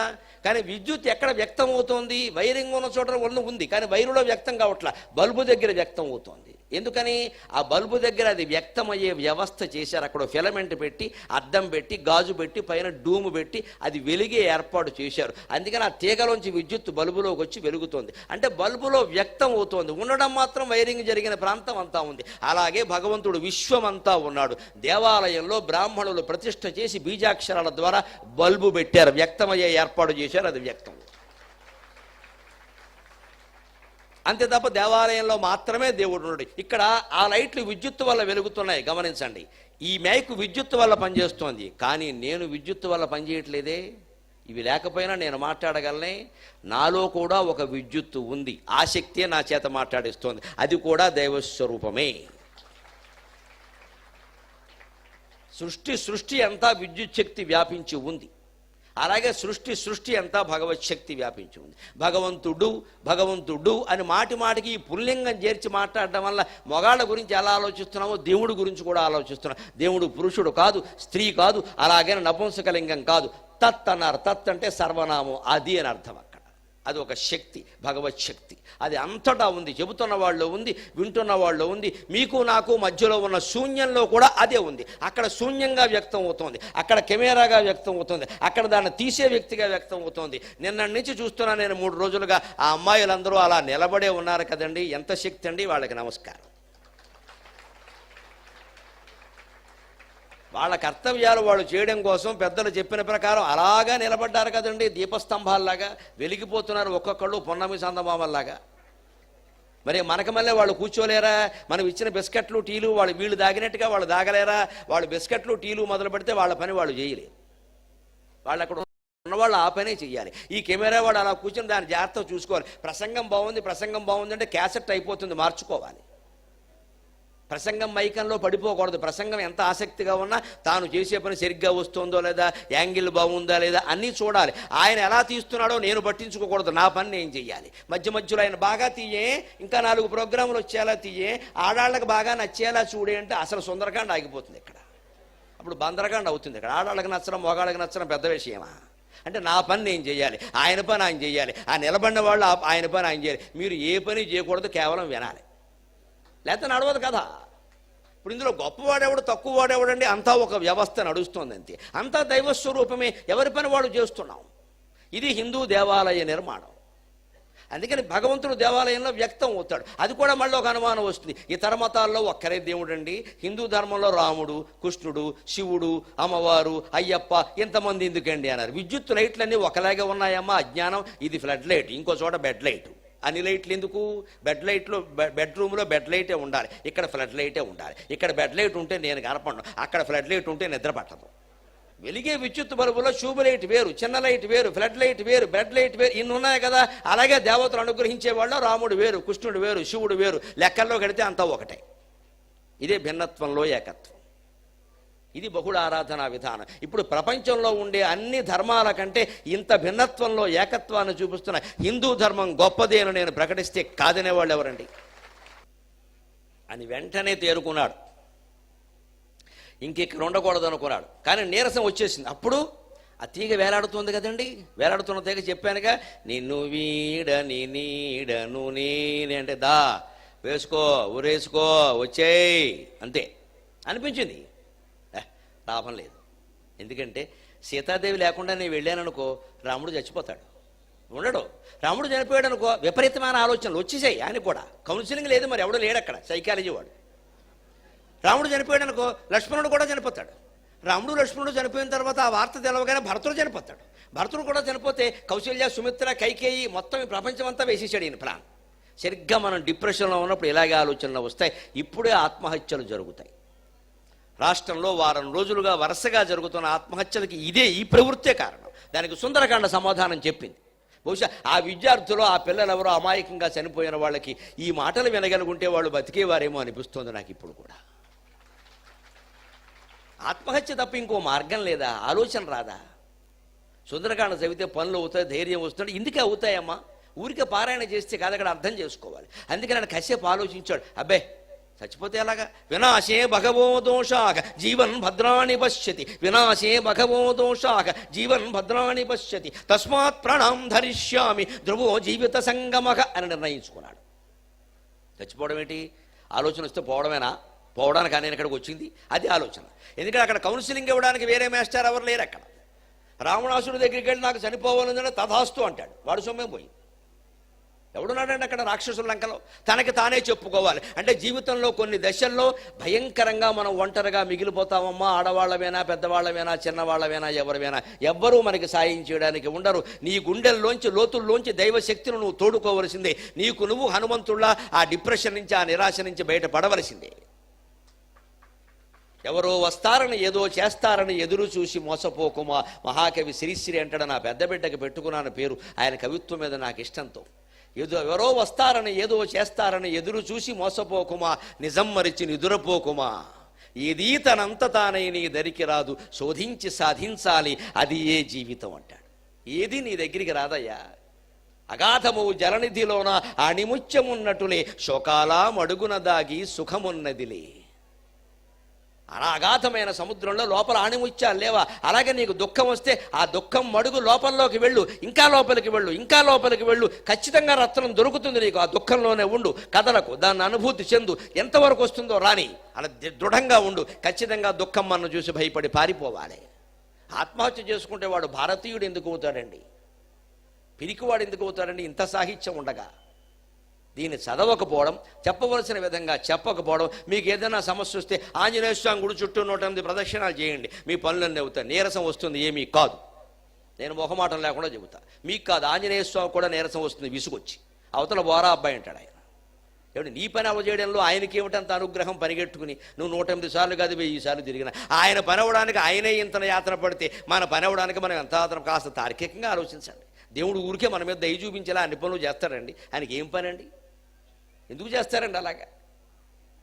ఆంజనేయ స్వామి అనగానే సుందరకాండ అది నువ్వు చదువుతావు. అందుకని ఆయన ఆలోచించాడు, వినాశే భగవో దోషాక, చచ్చిపోతే ఏముంది అనుకున్నాడు. జీవన్ భద్రాణి పశ్యతి, జీవిస్తే ఎప్పటికైనా శుభాలు చూడగలుగుతాం. ఇటీవల 5-10 ఏళ్లుగా రాష్ట్రంలో ఇటు జరిగిన అనేక ఉద్యమాల్లో ఎంతోమంది వెళ్ళిపోయారండి అమాయక ప్రాణులు. నాయకులు పదవులు అనుభవిస్తున్నారు, విద్యార్థులు బలైపోయారు కదండి అన్యాయంగా. వచ్చిన రాష్ట్రాలు పదవులు అనుభవిస్తున్న వాళ్ళు నాయకుల, విద్యార్థులు బలైపోయారు కదండి అన్యాయంగా కిరసనాల డబ్బాలు పెట్టి కాల్చేసుకుని. మరి వాళ్ళు అనుకున్న దాన్ని వాళ్ళు చూడగలిగారా? అది చూడాలంటే ఉండాలి కదా. అదే సుందరకాండ, జీవన్ భద్రాణి పశ్యతి. అందుకని తస్మాత్ ప్రాణాం ధరిష్యామి, అందువల్ల నేను ప్రాణాలు ధరించే ఉంటాను, బతికే ఉంటాను. ధ్రువో జీవిత సంగమః, బతికి ఉంటే ఎప్పటికైనా విడిపోయిన మనుషులు కలిసే అవకాశం ఉంది. మా అన్నయ్య ఎప్పుడో 7771 1971 జూలై 7వ తారీఖుని వెళ్ళిపోయినప్పుడే 21 ఏళ్ల కొడుకు వెళ్ళిపోయాడు కదా అని మా అమ్మ అనుకుని ఆ మర్నాడు ఆ తర్వాత ఆవిడ ఆత్మహత్య చేసుకుని ఉంటే మమ్మల్ని ఎవరు పెంచేవారండి? తర్వాత పుట్టిన వాళ్ళ మా గతి ఏమయ్యేదండి? ఇప్పుడు గరికిపాటి నరసింహారావు అనే సహస్రావధాని ఈ దేశానికి దక్కేవాడా? ఇలా మాట్లాడగలిగేవాళ్ళమా? ఆ తల్లి బతుకుంది కాబట్టి, ధైర్యంగా మమ్మల్ని పెంచింది కాబట్టి, ఆ తర్వాత నేను చేసిన అవధానాలు, నేను పొందిన బిరుదులు, నేను పొందిన సన్మానాలు అన్ని నిన్నమొన్నటి వరకు తన కళ్ళతో చూసింది కాబట్టి, జీవితంలో దుఃఖాలే కాదు సుఖాలు కూడా చాలా ఉన్నాయి. నా బిడ్డకి ఎంత పేరు వచ్చింది, అందరూ నా బిడ్డ కోసం వచ్చి నాకు దండం పెడుతున్నారు అని ఆవిడ సంతోషించిందా లేదా అండి? ఆత్మహత్య చేసుకుంటే ఇవి జరుగుతాయా? బ్రతికి ఉంటే వ్యాపారంలో నష్టం వచ్చుగాక, ఉద్యోగం ఊడిపోవుగాక, సంసార బంధం విచ్ఛిన్నమైపోవుగాక, భయంకరమైన అనారోగ్యం కమ్మెయ్యునుగాక, మనంతట మనం ప్రాణం తీసుకునే అవకాశం లేదు. అది ఆత్మహత్య శాస్త్రరీత్యా కూడా మహాదోషం. బతికి ఉండవలసింది. శుభం జరిగే అవకాశం ఎప్పుడూ ఉంది. అలా అనుకోగానే ఆయనకు ఒక ఆశ కలిగింది. ఇక్కడ కాకపోతే ఇంకో చోట వెతకాలి, ఇలా అనుకుంటే ఎలాగా అని వెళ్ళాడు. అశోకవనంలో ప్రవేశించాడు. వెళ్ళవలసిన చోటకి వెళ్ళాడు. జయత్యతి బలో రామో లక్ష్మణశ్చ మహాబలక రాజా జయతు సుగ్రీవో రాఘవేణాభిపాలితక. అని రామునికి, లక్ష్మణునికి, సీతాదేవికి అందరికీ నమస్కారం చేశారు. నమోస్తు రుద్రేంద్ర యమానిలేప్యక, నమోస్తు చంద్రార్క మరుద్గణేప్యక, నమోస్తు రామాయ సలక్ష్మణాయ దేవ్యై చతస్యై జనకాత్మజాయే. అమ్మా, మీరు దేవీ దేవతలు, మీరు దొరకాలంటే దొరుకుతారు కానీ మేము వెతికితే దొరుకుతారా? నన్ను అనుగ్రహించు తల్లి అని అమ్మవారిని ప్రార్థన చేశాడు, నమస్కారం చేశాడు. అశోకవనంలోనే తపస్సు చేశాడు. అప్పటికి తెల్లవార వస్తోంది. అక్కడ ఒక వృక్షం ఉంది. ఆ వృక్షం కింద శింశుపా వృక్షం, ఏరుడు చెట్టు అంటారు తెలుగులో. దాని కింద సీతాదేవి కూర్చొని ఉంది. అక్కడికి ఎవరో వస్తున్న అలికిడవుతోంది. దాంతో హనుమంతుడు ఆలోచించాడు, ఈవిడెవరో చూస్తుంటే విచిత్రంగా ఉంది, ఈవిడ సీత కాదు కదా, ఏమో ఎలా బక్క చిక్కిపోయి ఉంది, మలినమైపోయింది వస్త్రం, ఈవిడెలా అవుతుంది అనుకున్నాడు. కానీ చూడగానే దూరం నుంచి చూస్తే ఆవిడ సీతే అనే నమ్మకం కలిగింది. కారణం ఆవిడ ఎలా ఉందో విశ్వనాథ సత్యనారాయణ గారు చెబుతున్నాడు. ఆకృతి రామచంద్ర విరహాకృతి, ఆకృతి రామచంద్ర విరహాకృతి, కన్బమ తీరు స్వామి చాపాకృతి, కన్బమ తీరు స్వామి చాపాకృతి, కన్నులన్ ప్రభు కృపాకృతి, కన్నులన్ ప్రభు కృపాకృతి, సర్వ కైశికమందు రామదేహాకృతి, ఆకృతి రామచంద్ర విరహాకృతి, కన్బమ తీరు స్వామి చాపాకృతి, కన్నులన్ ప్రభు కృపాకృతి, కైశికమందు రామదేహాకృతి, సర్వదేహమునయందున రాఘవ వంశమౌళి ధర్మాకృతి, సర్వదేహమునయందున రాఘవ వంశమౌళి ధర్మాకృతి, కూరుచున్న విధమంతయు సీత కూరుచున్న విధమంతయు స్వామి ప్రతిజ్ఞమూర్తియై. ఆవిడ ఆకారం ఎలా కనపడుతుంటే రామచంద్రుడి నుంచి విరహం, విరహం అనేది ఒక ఆకారం ధరిస్తే ఎలా ఉంటుందో సీత అలా ఉంటుంట. అది కూడా భగవద్ విరహం. జీవుడు ఒకడు తనలో నాకు దేవుడు కావాలి, నాకు దేవుడు కావాలి, నాకు దేవుడు కావాలి అని తప్పించిపోతూ ఉంటే ఆ విరహం ఒక ఆకారం ధరిస్తే, ఒక బాపు గారు లాంటి చిత్రలేఖకుడు ఉండి దానికి ఒక బొమ్మ వేస్తే అది సీత అన్నారు విశ్వనాథుడు. రామ విరహం ఆకారం ధరిస్తే ఎలా ఉంటుందో అలా ఉంది. అందుకే ఆవిడ కనుబొమ్మలు, సాధారణంగా స్త్రీల కనుబొమ్మలని ధనుస్సుతో పోలుస్తారు. ఎందుకంటే విల్లు ఇటుపక్క ఇలా పైకి ఉంటుంది ఎస్ ఆకారంలో, కింద కూడా ఎస్ ఆకారంలో ఉంటుంది. కనుబొమ్మలు కూడా అంత అందంగా ఉంటాయి, మనం ఏమీ గీసుకోకుండా రంగేసుకోకుండా ఉంటాయి. ఇటీవల వాటికి కూడా మేకప్లు మొదలెట్టారు, మొత్తం కృత్రిమ దేహాలు తయారయ్యాయి. ఇదివరకు పెదవులకు మాత్రమే పూసేవారు, ఇప్పుడు సర్వాంగాలకి పూసేస్తున్నారు మొత్తం అంతా.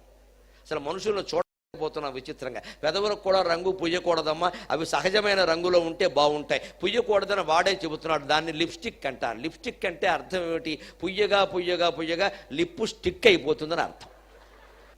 ఈ చలికాలం పెదవులు చిట్లిపోతూ ఉంటాయి, వేరే మందు ఏమీ అవసరంలా. పొద్దున్న లేవగానే చల్లటి నీళ్లతో ఆ పెదవుల్ని తుడవండి. రోజుకో 3-4 సార్లు చల్లటి నీళ్లతో ఆ పెదవులను తుడవండి. దొండపళ్ళల్లా అందంగా ఉంటాయి. ఏమీ చేయక్కర్లేదు, దానికో రంగు పూసేసి అంగామాలు చేయకూడదు, పాడైపోతాయి. కెమికల్స్, రసాయనాలు అవన్నీ, అవి నోట్లో కడతాయి, అనారోగ్యాలు కూడా. ఇప్పుడు పెదవులకు కాదు, విచిత్రంగా మా టీవీల్లో చూస్తున్నాం యాంకర్లని కనురెప్పల మీద కూడా రంగేస్తున్నారు, వెల్లిళ్ళు బంగారంగా. రెప్ప మీద రంగేదికండి పని లేక, అది కూడా చూడలేం. అందుకే ఆ మేకప్ తీసిన తర్వాత ఎప్పుడైనా కనపడితే తలంచుకుంటాను నేను, చూడలేము, భయంకరంగా ఉంటారు. అంత రంగు వేయకపోతే మామూలుగా ఉన్నట్టే ఉంటారు. పైగా మా కర్మ కాలేదు, మాకు వేస్తున్నారు ఆ రంగులు, వద్దు బాబు అంటుంటే. టీవీలో కనపడడం పాపం అంతే. ఇంకా ఓ గంట సేపు కూర్చోబెట్టి రుద్దేస్తాడు అక్కడ. మళ్ళీ వాడు తీయడు, అదో సెంటిమెంట్, వేసిన రంగు తీయకూడదు, మరి ఎవడ తెస్తాడో ఇదో సంత, మళ్ళీ మేమే తుడుచుకోవాలి ఇక్కడ. నాకెందుకురా ప్రవచనం చెప్పేవాడికి రంగంటే కుదరదండి, మీరు అలా కూర్చోండి అని గుద్దేస్తాడు అంతే శుభ్రంగా.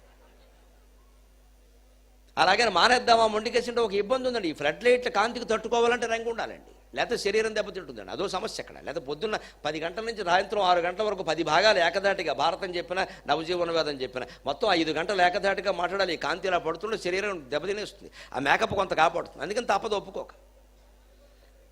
ఇన్ని రకాల పూస్తూ ఉన్నవి, ఇవన్నీ శరీరానికి నష్టమే.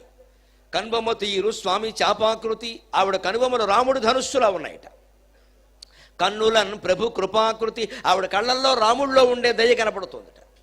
కైశికమందు రామ దేహాకృతి, ఆవిడ జుట్టు ఎలా ఉంది, ఇంత పొడుగు జడ ఇలా వెనక్కి వేలాడుతూ ఉంటే రాముడు నీలమేఘశ్యాముడు నల్లగా ఉంటాడు, రాముడే ఆవిడ వెనకాల జడ రూపంలో వేలాడుతున్నాడేమో అన్నట్టుగా ఉందట. ఇంకెక్కడికి పోయాడు రాముడు, ఆవిడ వెనకాల ఉన్నాడు. కైశికమందు రామ దేహాకృతి, అంతేకాదుట సర్వదేహమున ఎందున రాఘవ వంశమౌళి ధర్మాకృతి. మొత్తం దేహం అంతటా రఘువంశ రాజుల కోడలు ఎలా ఉంటుందో అలా ఉందిట. అంతేకాదు కూర్చున్న విధం అండి 6 నెలలైంది.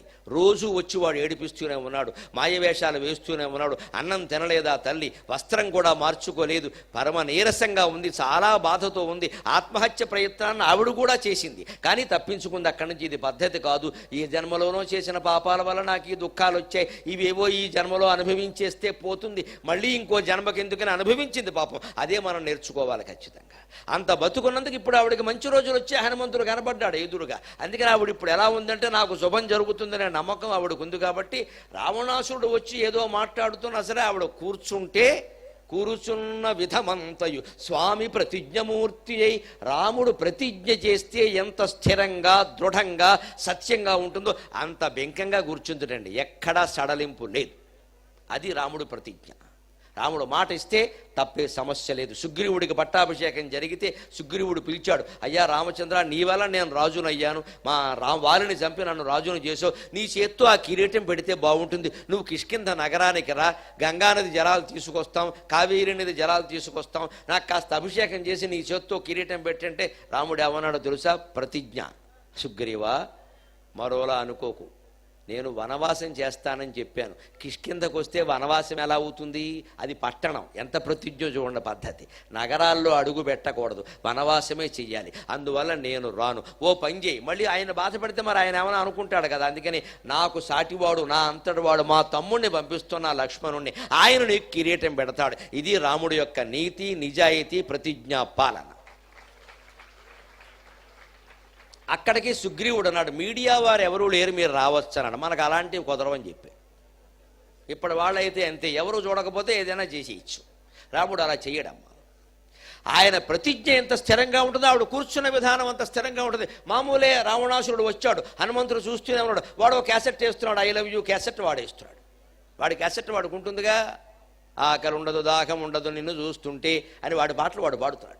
సీతాదేవి అలాగే కూర్చుంది. పైగా వాడు మొహం చూడడం ఇష్టం లేక అడ్డు పెట్టుకుంది. దేన్నో తెలుసా? ఒక గడ్డి పరక అడ్డం పెట్టుకుంది. అదిగో సీతాదేవికి రావణాసుడు మొహం చూడాల్సిన అవసరం లేకుండా అడ్డు పెట్టుకున్న గడ్డి పరక మా ఇంటి పేరు అయింది కాబట్టి ఇవాళ ఇంత సంతోషంగా హాయిగా ఉన్నాం. గరికపాటి అంటే గడ్డి పరకమ్మ, ఏముంది అందులో? కానీ ఆ సీతాదేవికి ఉపయోగపడగలిగాం. ఆ పరమ పవిత్రమైనటువంటి సాధ్వి చేత్తో మమ్మల్ని ముట్టుకున్న కారణంగా ఆవిడ సౌశీల్యాన్ని కాపాడడానికి ఆ దుర్మార్గుడు ముఖం చూడాల్సిన అవసరం లేకుండా కాస్త తెరలాగా ఉపయోగపడడం కారణంగా ఈ గరికపాటికి ప్రపంచమంతా ఇంత ఖ్యాతి వచ్చింది. అలా అడ్డం పెట్టుకుని మాట్లాడి అప్పుడు చూశాడు, ఇంత ఖచ్చితంగా తిరస్కరిస్తోంది, ఈ ముఖకాంతి కలిగి ఉందంటే ఈవిడు సీతే, అనుమానం లేదు అని. రావణాసురుడు వెళ్ళిపోయే వరకు ఆగాడు. వచ్చాడు. ఆశ్చర్యం అండి, లాజిక్, తర్కం. హనుమంతుడు సీతతో ఏ భాషతో మాట్లాడాడు? సీతతో ఏ భాషలో మాట్లాడాడు? వాల్మీకి ధ్వని ప్రకారం చెబుతారు, దాన్ని విశ్వనాథ వారు పట్టుకున్నారు. మైథిలీ ప్రాకృతం అనే భాషలో మాట్లాడాడు.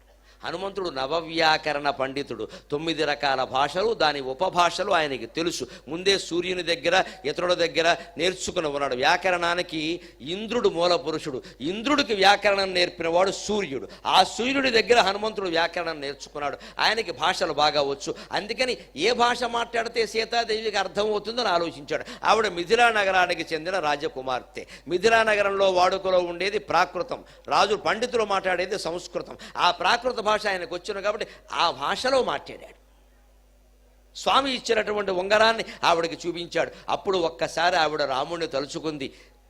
విద్యార్థులకు ఉపయోగపడడం కోసం, పెద్దవాళ్ళు ఆనందించడం కోసం ఒక్క మాట చెబుతున్నా, హనుమా, నేను ఎందుకు రాముడి కోసం ఇంత బాధపడుతున్నానంటే కేవలం భర్త అని కాదయ్యా, మా మధ్య ఉన్న అనుబంధం భార్యాభర్తలు, యజమాని దాసి, ఈ మాటలు కావయ్యా.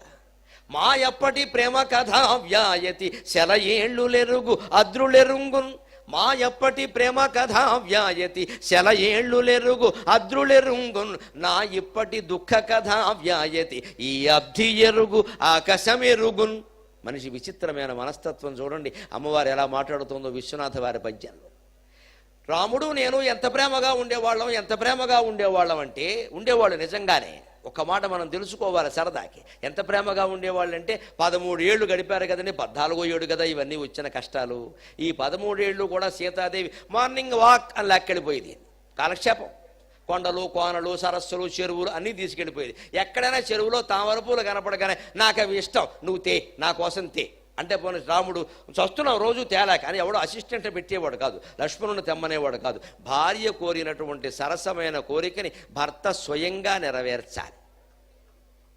అప్పుడు భార్యకి చాలా ఆనందంగా ఉంటుంది. నౌకర్లను పెట్టాం కదా, వంట మనిషిని పెట్టాం కదా, ఎంతమందిని పెడితే నువ్వు దేనికి ఎక్కడ పని లేక. భార్య ఎప్పుడు భర్త సాన్నిధ్యాన్ని కోరుకుంటుంది. ఆవిడతో గడపాలి, ఆవిడతో ఉండాలి, ఆవిడతో సరసం ఆడాలి. నీకు అన్ని సౌకర్యాలు కల్పించాం కదా, నా బిజినెస్లను చూసుకోనివ్వచ్చు కదా. ఇది భార్యతో మాట్లాడే విధానం కాదు. సంసారం పాడైపోతుంది ఖచ్చితంగా. భార్య భర్త సంపద కంటే ఎక్కువగా భర్త సమయాన్ని కోరుకుంటుంది. పిల్లలైనా అంతే. అది రామాయణం నుంచి మనం నేర్చుకోవాలి. తామరపూలు దే అనగానే రాముడు వెంటనే గోచి బిగించి దిగిపోయేవాడు చెరువులో సీత కోసం. వెళ్ళిపోయి 4 తామరపూలు పట్టుకొచ్చాట. కల్పవృక్షంలో చెబుతారు రాముడు విశ్వనాథ్ వారు.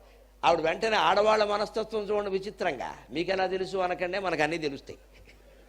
ఆ తామరపూలు తెచ్చాట. తెచ్చి సీత ఇలా పెట్టుకుందిరే, ఈ బొగ్గను 2 ఈ బొగ్గను 2 పెట్టి బాగున్నాయా బాగున్నాయా అడుగుతారు. ఆడవాళ్ళ మనస్తత్వం. మగాడైతే అడగడం, బాగుందని వాడు తెలుసు, లేకపోతే చెప్పడం.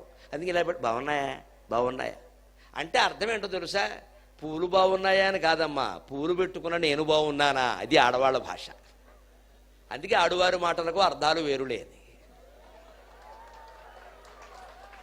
అందుకని బాగున్నాయంటే ఎందుకు బాగుండవు, పూలు బాగున్నాయి చాలా బాగున్నాయి అనకూడదు. అది మగ సరసుడు కాదనమాట. అందుకని ఈ పూలు ఎలా పెట్టుకుని బాగున్నాయంటే వెంటనే రాముడు అన్నట్టే, ఏం బాగుండవు సీత, నీ బొగ్గల కంటే అవి ఏమైనా అందంగా ఉన్నాయా అన్నట్టు. అది కావలసింది సీత. అమాయకంగా నువ్వు అడుగుతున్నావు నేను చెప్పడం కానీ, నీ కపోలాల కంటే అవి ఏమైనా అందంగా ఉన్నాయని కానీ, మా ఆయన బంగారు కొండ అని పువ్వులు పారేసింది. రాముడు ఒళ్ళో పడుకుంది ఆవిడ హాయిగా. అదే సందర్భం అండి భారతంలో జరిగింది. భీముడు ద్రౌపది, ఎన్టీఆర్ సావిత్రి, పాండవ వనవాసం సినిమా. హిమాలయాల్లో పర్యటిస్తున్నారు ఇద్దరు కూడా. సౌగంధిక పుష్పం పైనుంచి పడింది. హిమగిరి సొగసులు మురిపించెను మనసులు పాట సందర్భం. విచిత్రం చూడ రాముడు భీముడికి తేడా. పైనుంచి సౌగంధిక పుష్పం పడింది. వెంటనే ద్రౌపది ఆ పుష్పం తీసుకుని ఇక్కడ పెట్టుకుని బాగుందా బాగుందా అని అడిగింది. భీముడు ఏమన్నాడో తెలుసా? బాగుండమేంటి, కావాలంటే చెప్పు, ఒక 100 పట్టుకొస్తా. ఇదే పనికిమైన లక్షణం అంటే. బాగుండమేంటి, ఆ మాట ఏమిటి అసలు? ఒక 100 పట్టుకొస్తాయి. లారీయా? ఆవిడైనా పూల వ్యాపారం చేస్తుందా? భార్యతో మాట్లాడే విధానం ఇదే. బాగుంటే చెప్పు, ఒక 100 పట్టుకొస్తా. ఆవిడకి నీరసం వచ్చింది. ఇలాగే ఉంటాడులే ఈయన అని. అయితే పట్టుకురాంది. ఆవిడ సొమ్మేం పోయింది, వెళ్ళాడు. 3 రోజులు యుద్ధం అయింది అక్కడ. ప్రాణాలు పోయినంత పని అయింది ఆ పుష్పం గురించి. ఇది అనవసరంగా ఇరుక్కుపోవడం అంటే. రాముడికి భీముడికి తేడా అది. సరసంగా మాట్లాడేవాడు. అందుకని రాముడు ధీరోదాత్తుడు, భీముడు ధీరోద్ధతుడు. ఇద్దరు మంచివాళ్ళే, ఇద్దరు ప్రేమికులే. కానీ ఈయన ప్రేమలో ఉద్ధతి గర్వం ఉంటుంది, ఆయన ప్రేమలో ఉదాత్తత ఉంటుంది. భార్య పై చెయ్యనా ఏం పర్వాలా, భార్య మాట పై మాటనా ఏం పర్వాలా, ప్రేమ మిగలడం ముఖ్యం. భీముడు లాంటి మనుషుల్లో అది కాదు, నా మాట నెగ్గాలి, అది ముఖ్యం. రాముడికి అది ఉండదు. అంచేత రాముడిలా ఉండాలి మనం ప్రేమ విషయంలో. ధర్మ రక్షణ విషయంలో భీముడిలా ఉండాలి, అది వేరే విషయం. భార్య కష్టం వస్తే దుశ్శాసనుడి గుండెలు చీల్చి నెత్తురు తీసుకొచ్చి ఆవిడ జుట్టుకు రాసి ముడి వేసే వరకు భీముడు ఊరుకోరా. భీముడు గొప్ప భర్త, అలా చెయ్యాలి ఖచ్చితంగా. ఆ మాత్రం చేయకపోతే మొగుడు దీనికి పని లేక. అంచేత అక్కడ భీముడిలా ఉండాల్సిందే, అక్కడ భీముడిలా ఉండాల్సిందే, అనుమానం వెళ్ళ. కానీ భార్యను ప్రేమించేటప్పుడు, సరసంగా మాట్లాడేటప్పుడు రాముడిలాగే ఉండాలి. అందుకే మనకి రామాయణం అవసరమే, భారతము అవసరమే. అందుకని ఆవిడ చెబుతోంది, అంత ప్రేమించాడయ్యా నన్ను, తామరపూలు తెమ్మంటే దిగిపోయాడు కానీ ఓ నౌకర్ని పంపిద్దామని చూడలేదయ్యా. మా ఎప్పటి ప్రేమ కథ వ్యాయతి సెలయేళ్ళు లెరుగు అద్రులెరుంగు. మేము ఇప్పుడు ఎంత ప్రేమగా తిరిగాము, అన్ని సెలయేళ్లకి తెలుసు, అన్ని కొండలకి తెలుసు. అంటే అర్థం ఏంటంటే కొండల చుట్టూ తిరిగాం, సెలయేళ్ల చుట్టూ తిరిగాం అని. ఇప్పుడు అంటోంది ఇంకో మాట, అంత ప్రేమ కోల్పోయాను, దురదృష్టవంతురాను, దిక్కుమాలిన కోరిక ఒక్కటి కోరాను, ఒక్క కోరిక, ఆ మాయలేడి కోరిక కోరకుండా ఉంటే నా జీవితం ఎంత బాగుండేది. లక్ష్మణుడు నా కొడుకు లాంటి వాడు, చెబుతూనే ఉన్నాడు, అమ్మా ఇది మాయా, అమ్మా ఇది మాయా అంటున్నా. నీకు తెలియదయ్యా, ఊరుకోవయ్యా, నీ భార్య నీ దగ్గర లేదు, నీకు సరసమాడడం తెలియదని అతన్ని ఆక్షేపించి నా భర్తని ప్రోత్సహించి రెచ్చగొట్టి పంపించానే. 5 నిమిషాల్లో నా జీవితం దుర్మార్గం అయిపోయింది, దౌర్భాగ్యం అయిపోయింది. ఆ ఒక్క కోరిక కోరకుండా ఉంటే ఎంత బాగుండేది అని ఆవిడ బాధపడి ఇప్పుడు ఉంటుంది. మేము ఎంత ప్రేమగా గడిపామో సెలయేళ్లకి తెలుసు, కొండలకి తెలుసు. నా ఇప్పటి దుఃఖ కథ వ్యాయతి ఈ అబ్ధి ఎరుగు ఆకాశమెరుగు. నేను ఎంత కొండంత దుఃఖం అనుభవిస్తున్నానో ఈ సముద్రానికి తెలుసయ్యా, ఆకాశానికి తెలుసయ్యా. చూడండి మనిషి మనస్తత్వం. సుఖమేమో సెలయేరుట, దుఃఖమేమో సముద్రంట. విశ్వనాథ వారి పోలిక సీత మాటలు. సుఖం సెలయేరుట, దుఃఖం సముద్రంట. సుఖమేమో కొండట, సముద్రం, దుఃఖం ఆకాశంట. అంటే ఎప్పుడూ మన మానవ జీవితంలో సుఖం చాలా చిన్నదిగా కనపడుతుంది, దుఃఖం చాలా పెద్దదిగా కనపడుతుంది. కాలేజీలో చదువుకునే పిల్లలకి దసరా సెలవులు ఇస్తే 10 రోజుల్లో 1 రోజులో అయిపోతాయి. మళ్ళీ బడి తీశారనుకో, 1 రోజు గడవడానికి 10 రోజులు పడుతుంది. ఇది అర్థమైతే అది అర్థం. సెలవులు ఇస్తే నెల్లాళ్ళ సెలవులు ఇచ్చినా సరే అప్పుడే అయిపోయాయేంటి, మళ్ళీ కాలేజీకి వెళ్ళాలే అంటారు. అదే బడి తీయగానే సాయంత్రం 6 గంటల 5 గంటలు అయ్యే వరకు కూడా ప్రతి గంట ఒక యుగం. అంటే కాలంలో తేడా లేదు. సెలవులు ఇచ్చినా, బడి నడిచినా, వేసవికాలమైనా చలికాలమైనా అన్నీ ఒకటే, కాలంలో లేదు, మన ఆలోచనలో తేడా.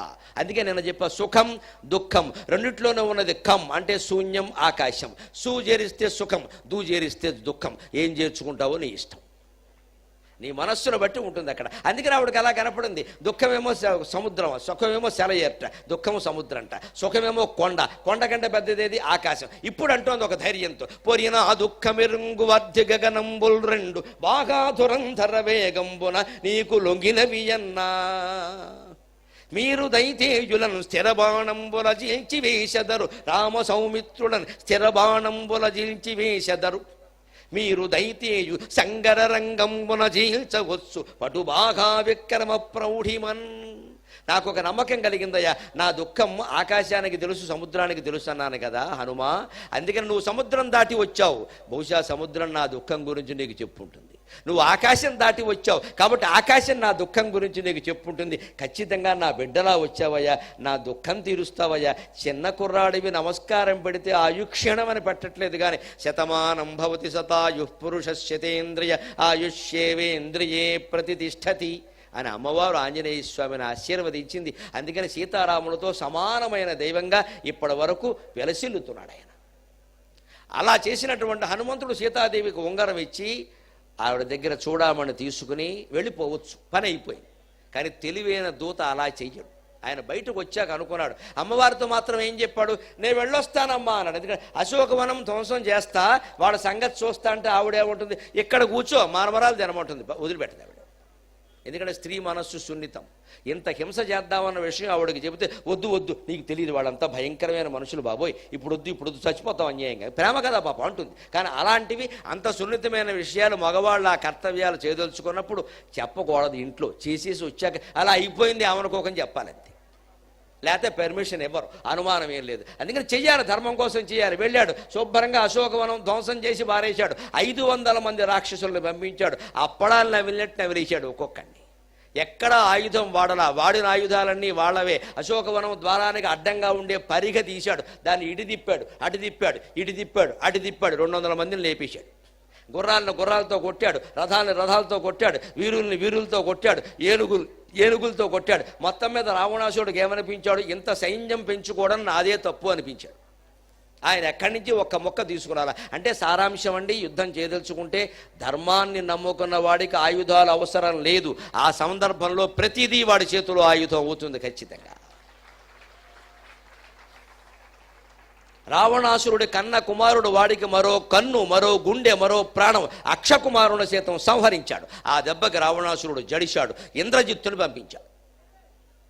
ఇంద్రజిత్తు తీవ్రమైన యుద్ధం చేశాడు, హనుమంతుడు తట్టుకున్నాడు. చివరికి హనుమంతుడిని సంహరిద్దామని బ్రహ్మాస్త్రం వేశాడు. హనుమంతుడు కేవలం తట్టుకోలేక కాదు, బ్రహ్మాస్త్రం బ్రహ్మదేవుడి మీద ఉండే గౌరవంతో ఆ అస్త్రానికి లొంగిపోయాడు. ఇందులో 2 వ్యూహాలు. బ్రహ్మదేవుడి మీద ఉండే గౌరవం ఒకటి, రెండవది ఇప్పుడు కూడా కట్టుబడకపోతే రావణాసురుడు సభకి వెళ్ళడం ఎలాగా, అక్కడ 2 మాటలు చెప్పాలి కదా, రాయబారం కదా వచ్చింది, వాడికి ఏమీ చెప్పకుండా వెళ్ళిపోతే ఎలాగ, అంటే కట్టుబడాలి కదా అని కట్టుబడ్డాడు. ఈ ఇంద్రజిత్తు వాళ్ళందరూ పెద్ద ఏదో ఘనకార్యం సాధించినట్టుగాను, పద్మభూషణో పద్మవిభూషణో వచ్చినట్టుగా రిపబ్లిక్ డే నాడు ఇంకా తెగ ఫీల్ అయిపోతున్నారు వీళ్ళందరూ. హనుమంతుడి వ్యూహం వీళ్ళు ఎవరికీ అర్థం కావట్లే. వాడు తీసుకెడుతుంటే ఏమీ తెలియనట్టుగా రామ్ రామ్ రామ్ రామ్, అదేనమ్మా అనువుగాని చోట అధికులమన రాదు, కొంచెముండుటెల్ల కొదువగాదు, కొండ అద్దమందు కొంచెమై ఉండదా. అందుకని అక్కడ తగ్గాడు, కావాలనే తగ్గాడు. అక్కడికి వెళ్ళాలి కదా, వెళ్ళాడు. రావణాసురుడు సభలో ఎదురుగా నిలబడ్డాడు. అప్పుడు ఒక్కసారి హిరణ్య గర్భాయ ధీమ వేదాత్మనాయ విద్మహే హిరణ్య గర్భాయ ధీమహి తన్నో బ్రహ్మ ప్రచోదయాతు నారాయణాయ విద్మహే వాసుదేవాయ ధీమహి తన్నో విష్ణు ప్రచోదయాతు అని బ్రహ్మని విష్ణువును తలుచుకున్నాడు. ఆయన సంకల్పం ప్రకారం బ్రహ్మాస్త్రం విచ్ఛిన్నమైంది. నిలబడ్డాడు. రావణాసురుడు ఆసనం ఇవ్వకపోతే తోక తానే చుట్టుకుని రావణుడి కంటే పెద్ద ఆసనంలో కూర్చొని రావణాసురుడికి స్పష్టంగా చెప్పాడు, నిన్ను చూస్తే నాకు ఆశ్చర్యంగా ఉందయ్యా, శివభక్తుల్లా కనపడుతున్నావు, తేజస్సు కనపడుతోంది, బ్రహ్మరాక్షసుడివి. అంటే బ్రాహ్మణుడు ప్లస్ రాక్షసుడు రెండూ కలుస్తాయి. బ్రాహ్మణులైన వాళ్ళు చెయ్యకూడని వాళ్ళ చేత యజ్ఞాలు చేయించినా, చేయవలసిన పనులు చేయడం మానేసినా, తినకూడని ఆహారాలన్నీ తిన్నా, తిరగకూడని తిరుగుళ్ళన్నీ తిరిగినా, ఎంత బ్రహ్మజ్ఞానం ఉన్నా సరే ఈ అనాచారాల కారణంగా వచ్చే జన్మలో బ్రహ్మరాక్షసులై పుడతారు. బ్రహ్మరాక్షసుడు అంటే అర్థం అది. ఆశ్చర్యం ఏమిటంటే ఈ అనాచారాల కారణంగా వాడు రాక్షసి జన్మ ఎత్తాడు కానీ వాడి వేద పాండిత్యం కానీ బ్రహ్మజ్ఞానం కానీ ఎక్కడికి పోదండి. అదే రావణాసురుడు. వాడు సామాన్యుడు కాదు. ఒక్క స్తోత్రాన్ని చెప్పుకుని హనుమంతుడితో సమాధానం చెప్పించి మనం సెలవు తీసుకుందాం. రావణాసురుడు యొక్క పాండిత్యం, శక్తి, భక్తి ఎలాంటిది అంటే వాడు శివలింగం ముందు నుంచుని శివుణ్ణి ప్రార్థన చేస్తాడు. జటాటవీ గలజ్జల ప్రవాహ పావితస్థలే గళేవలం జలంబితం భుజంగతుంగమాలికం డమడ్డమడ్డమన్నినాదవడ్డమద్వయం చకార చండ తాండవం తనోతు న శివ శివం ప్రఫుల్ల నీల పంకజ ప్రపంచ కాళిమ ప్రభ వలంబికంఠక దళీరుచి ప్రబద్ధకంధరం స్మరచ్ఛిదం పురచ్ఛిదం భవచ్ఛిదం మఖచ్ఛిదం గజచ్ఛిదంధకచ్ఛిదం తమంతకచ్ఛిదం భజే అఖర్వ సర్వమంగళ కళాకదంబ మంజరి రసప్రవాహ మాధురి విజృంభణా మధువ్రతం స్మరాంతకం పురాంతకం భవాంతకం మఖాంతకం గజాంతకంధకాంతకం తమంతకంతకం భజే జయత్వదభ్ర విభ్రమ భ్రమద్భుజంగమశ్వసత్ వినిర్గమక్రమ స్ఫురత్ కరాల భాలకం యవాట్ ధిమిధ్వనన్ మృదంగ తుంగ మంగళ ధ్వనిక్రమ ప్రవర్తిత ప్రచండ తాండవక శివక. మనుషులకు ఎవరికైనా మనకి నీరసం వస్తే ఇలాంటి స్తోత్రాలు చదువుకుంటే ఒక్క దెబ్బలో నీరసం పోతుందండి. మొత్తం 13 శ్లోకాలు ఇవి. ఇంత గొప్ప దండకం రాశావయ్యా, తాండవ చేస్తున్న శివుణ్ణి వర్ణించావయ్యా పంచశామర వృత్తాల్లో. నగి ధర్మ విరుద్ధేషు బహ్వపాయేషు కర్మసు. రావణ, ఎందుకు ఇలా ప్రవర్తించావు? ఇంత పండితుడు ఉండి, ఇంత జ్ఞాని ఉండి, సీతాదేవి కంటే సౌందర్యవతి కాదా మండోదరి? ఎందుకయ్యా వాళ్ళ భార్యను ఎత్తుకురావడం? నీ భార్యకి ఈ లోటు కనుక. నకి ధర్మ విరుద్ధేషు బహ్వపాయేషు కర్మసు మూలఘాతుషు సజ్జంతే బుద్ధిమంతో భవద్విధాగ. నీలాంటి బుద్ధిమంతులైన వాళ్ళు, ఇంత పెద్ద స్తోత్రాలు రచించిన వాళ్ళు, తెల్లవారు లేస్తే 101 శివలింగాలకి పూజలు చేసిన వాళ్ళు ఎందుకయ్యా ఇలా ప్రవర్తిస్తారు? జ్ఞానులే ఉండి కూడా జీవితాన్ని పతనం చేసుకుంటున్నారు. ఏం గ్రహించారు మీ సాహిత్యం ద్వారా, మీ సంగీతం ద్వారా, మీ విద్వత్తు ద్వారా? మీ జ్ఞానం మీకే వంటబట్టకపోతే వినేవాళ్ళకే వంటబడుతుందయా? మీరు ముందు ఆదర్శంగా ఉండద్దా సమాజానికి? నకి ధర్మ విరుద్ధేషు బహ్వపాయేషు కర్మషు. ధర్మ విరుద్ధమైన పని, చాలా అపాయాలు తెచ్చిపెట్టేటువంటి పని, పైగా మూలఘాతిషు. మొత్తం లంకా నగరం నాశనం అయిపోతుంది రాముడు వచ్చాడు ఉంటే. నీ ఒక్కడి కోసం ఇంతమంది ప్రజలు చచ్చిపోవడం అవసరమా? నీ కామవాంఛలు తీరడం కోసం ఏం పని చేస్తున్నావయ్యా? బుద్ధిమంతో భవద్విధాక. నీలాంటి బుద్ధిమంతుడు చేయాల్సిన పని కాదన్నాడు. అప్పటికే రావణాసురుడు కోపం వచ్చింది. నువ్వెవడివి నాకు నీతులు చెప్పడానికి? నేను మహాతపస్సు చేశా అన్నాడు. వెంటనే ఏమన్నాడు తెలుసా? చేశావు కాబట్టే ఆ పుణ్యఫలమే ఇంతవరకు నిన్ను కాపాడింది అని ఒక్క మాట చెప్పాడు. మనలో చాలామందికి ఒక నమ్మకం ఉంది, ఎన్ని పాపాలు చేసినా పర్వాలేదు, పుష్కరాల్లో మునిగితే పోతాయిట. టా ఎవరికి పోవమ్మా, టాటా. కుదరదని. పాపాలు అలా పోయే వ్యవహారాలు కుదరదు ఇక్కడ. ఎన్ని చేసినా సరేట, రామ అంటే చాల్ట. అలాంటి జనాకర్షక పథకాలు ఆధ్యాత్మికతలో ఉండవమ్మా, రాజకీయ రంగంలో ఉంటాయి. రామ కూడా అక్కర్లేదు, రా అంటే చాల్ట్. ఏమిటి రా అంటే పోయేది? అలా ఉండదండి ఎక్కడ. రామాయణం ఒక్కసారి చదివితే చాలట, రాముడు గుళ్ళోకి వెళితే చాలట, ముక్కోటి ఏకాదశి నాడు శ్రీ మహావిష్ణువును చూస్తే చాలట. చూడడం వల్ల ఊరికే కళ్ళకి దర్శనం అంతే, ఏం జరగదు అక్కడ. నాకేం మొహమాటం లేదు, ఎవరైనా చర్చకి రావచ్చు. ఇలాంటి మాటలు చెప్పి దేశాన్ని మోసం చేయొద్దు దయచేసి. పాపాత్మలకు అవకాశాలు లేవు. సుందరకాండ ప్రమాణం. ఇప్పుడు హనుమంతుడు వాల్మీకి ఏం చెబుతున్నాడో చూడండి. నకి ధర్మ విరుద్ధేషు బహ్వపాయేషు కర్మసు. ధర్మ విరుద్ధమైన పనులు చేశావు, పాపాలు అనుభవించి తీరాల్సిందే. దానికి లెక్క ఏమిటో తెలుసా? నతు ధర్మోపసంహారం అధర్మ ఫల సంహితం తదేవ ఫలమన్వేతి ధర్మశ్చ అధర్మనాశనక. పుణ్యం పాపాన్ని హరించదు, అలాగే పాపం పుణ్యాన్ని కూడా హరించదు. రావణ, ఏ సంచికి ఆ సంచే గుర్తుపెట్టుకో అన్నాడు. పుణ్యాలు పుణ్యాలే, పాపాలు పాపాలే. పుష్కరాల్లో స్నానం చేసినా, దేవాలయాలకి వెళ్ళినా, ముక్కోటి దర్శనం చేసినా ఉంటుంది, పుణ్యం ఉంటుంది ఖచ్చితంగా, మొహమాటంలా. అది వచ్చే జన్మ మంచి జన్మ రావడానికి, పాపాలు చేయకుండా శుభ్రంగా కాస్త ఆధ్యాత్మిక మార్గంలో బతకడానికి అవసరమైన జన్మ కలిగిస్తుంది తప్పితే ఈ జన్మలో చేసిన పాపాలకి రెమిషన్లు కమిషన్లు ఉండవండి. నాకేం మొహమాటం లేదు చెప్పడానికి. ప్రపంచం చెడిపోతున్నది దీనివల్ల. శుభ్రంగా బ్లాక్ మార్కెటింగ్ చేసి, స్మగ్లింగ్ చేసి, అన్నంలో కల్తీ, పాలల్లో కల్తీ, నీళ్లల్లో కల్తీ, పళ్లల్లో కల్తీ, కూరగాయల్లో కల్తీ, ఊరగాయల్లో కల్తీ చేసేయడమా? మేము గుడి కట్టామండి, అనవసరం నీ డబ్బు దండగా, ముందా పాపం చేయడం అనుకో. ఎక్కడికెక్కడ మోసాలు, ఎక్కడికెక్కడ లంచగొండితనం. దేశం మొత్తంలో ఆశ్చర్యకరం అండి. ఇటీవల బయటపడిన ఒక నివేదిక, విద్యారంగంలో 35 దేశాలు సర్వే చేస్తే 34వ స్థానం అమ్మా మంది. ఎంత సిగ్గుపడాలి, ఎంత సిగ్గుపడాలి. విద్యారంగంలో ఏ దేశాలు బాగున్నాయని ఎంక్వైరీ చేస్తే 34వ స్థానం. ప్రపంచం మొత్తం మీద అత్యుత్తమ విశ్వవిద్యాలయాలు 100 విశ్వవిద్యాలయాలు తీశారండి. మనది ఒక్కటి కూడా లేదండి. సిగ్గుపడిపోవద్దండి జాతి మొత్తం. 100 కోట్ల 125 కోట్ల జనాభా ఉన్న చోట, ఇన్ని విశ్వవిద్యాలయాలు ఉన్న చోట, ప్రపంచం మొత్తం మీద ఉండే 100 విశ్వవిద్యాలయాల్లో మన విశ్వవిద్యాలయం ఒక్కటి కూడా లేదంటే మన దగ్గర ఏమైనా ఉందా అసలు? కానీ అవినీతి బాగా ఉన్న దేశాలు ఏవి అని పట్టిక తీసి 150 దేశాల పట్టిక తీస్తే 8వ స్థానంలో మన దేశం ఉందండి. కారణం ఇగో ఈ మాటలే. మనకి బాగా ఉన్న నమ్మకం ఏమిటంటే, ఎన్ని చేసినా సరే గుడి కట్టేస్తే మొత్తం పోతాయి. అలా చెప్తారు. పని లేక వాళ్ళకు ప్రయోజనం ఉంది, నీ కూడా చెప్పారు ఇక్కడ. ఎందుకంటే నీ కాళ్ళ మీద నువ్వు నిలబడ్డం మాకు ఇష్టం ఉండదు మిత్రమా, మా కాళ్ళ మీద పడాలి మేము కోరుకునేది అది. అప్పుడు మేము గొప్ప స్వామీజీ అవుతాం, మేము గొప్ప ప్రవక్తను అవుతా, నాకు బాగా ఆస్తులు పెరుగుతాయి. కానీ నా పిల్లలు చెడిపోరండి. ఈ ఆస్తులన్నీ పట్టుకెళ్ళి నేను ఎవడికిస్తా? నా పిల్లలకే కదా, వాళ్ళిద్దరూ చెడిపోరా? చెడిపోవడానికి వాళ్ళని కన్నది నేను. రేపు మీరు విమర్శించరా? ఇంతంత పట్టుకెళ్ళి పిల్లలకి ఇచ్చాడు, వాడు చూడు ఎలా బతుకుతున్నారో అని అనరా? ఈ బాధ్యత నాకు లేదా?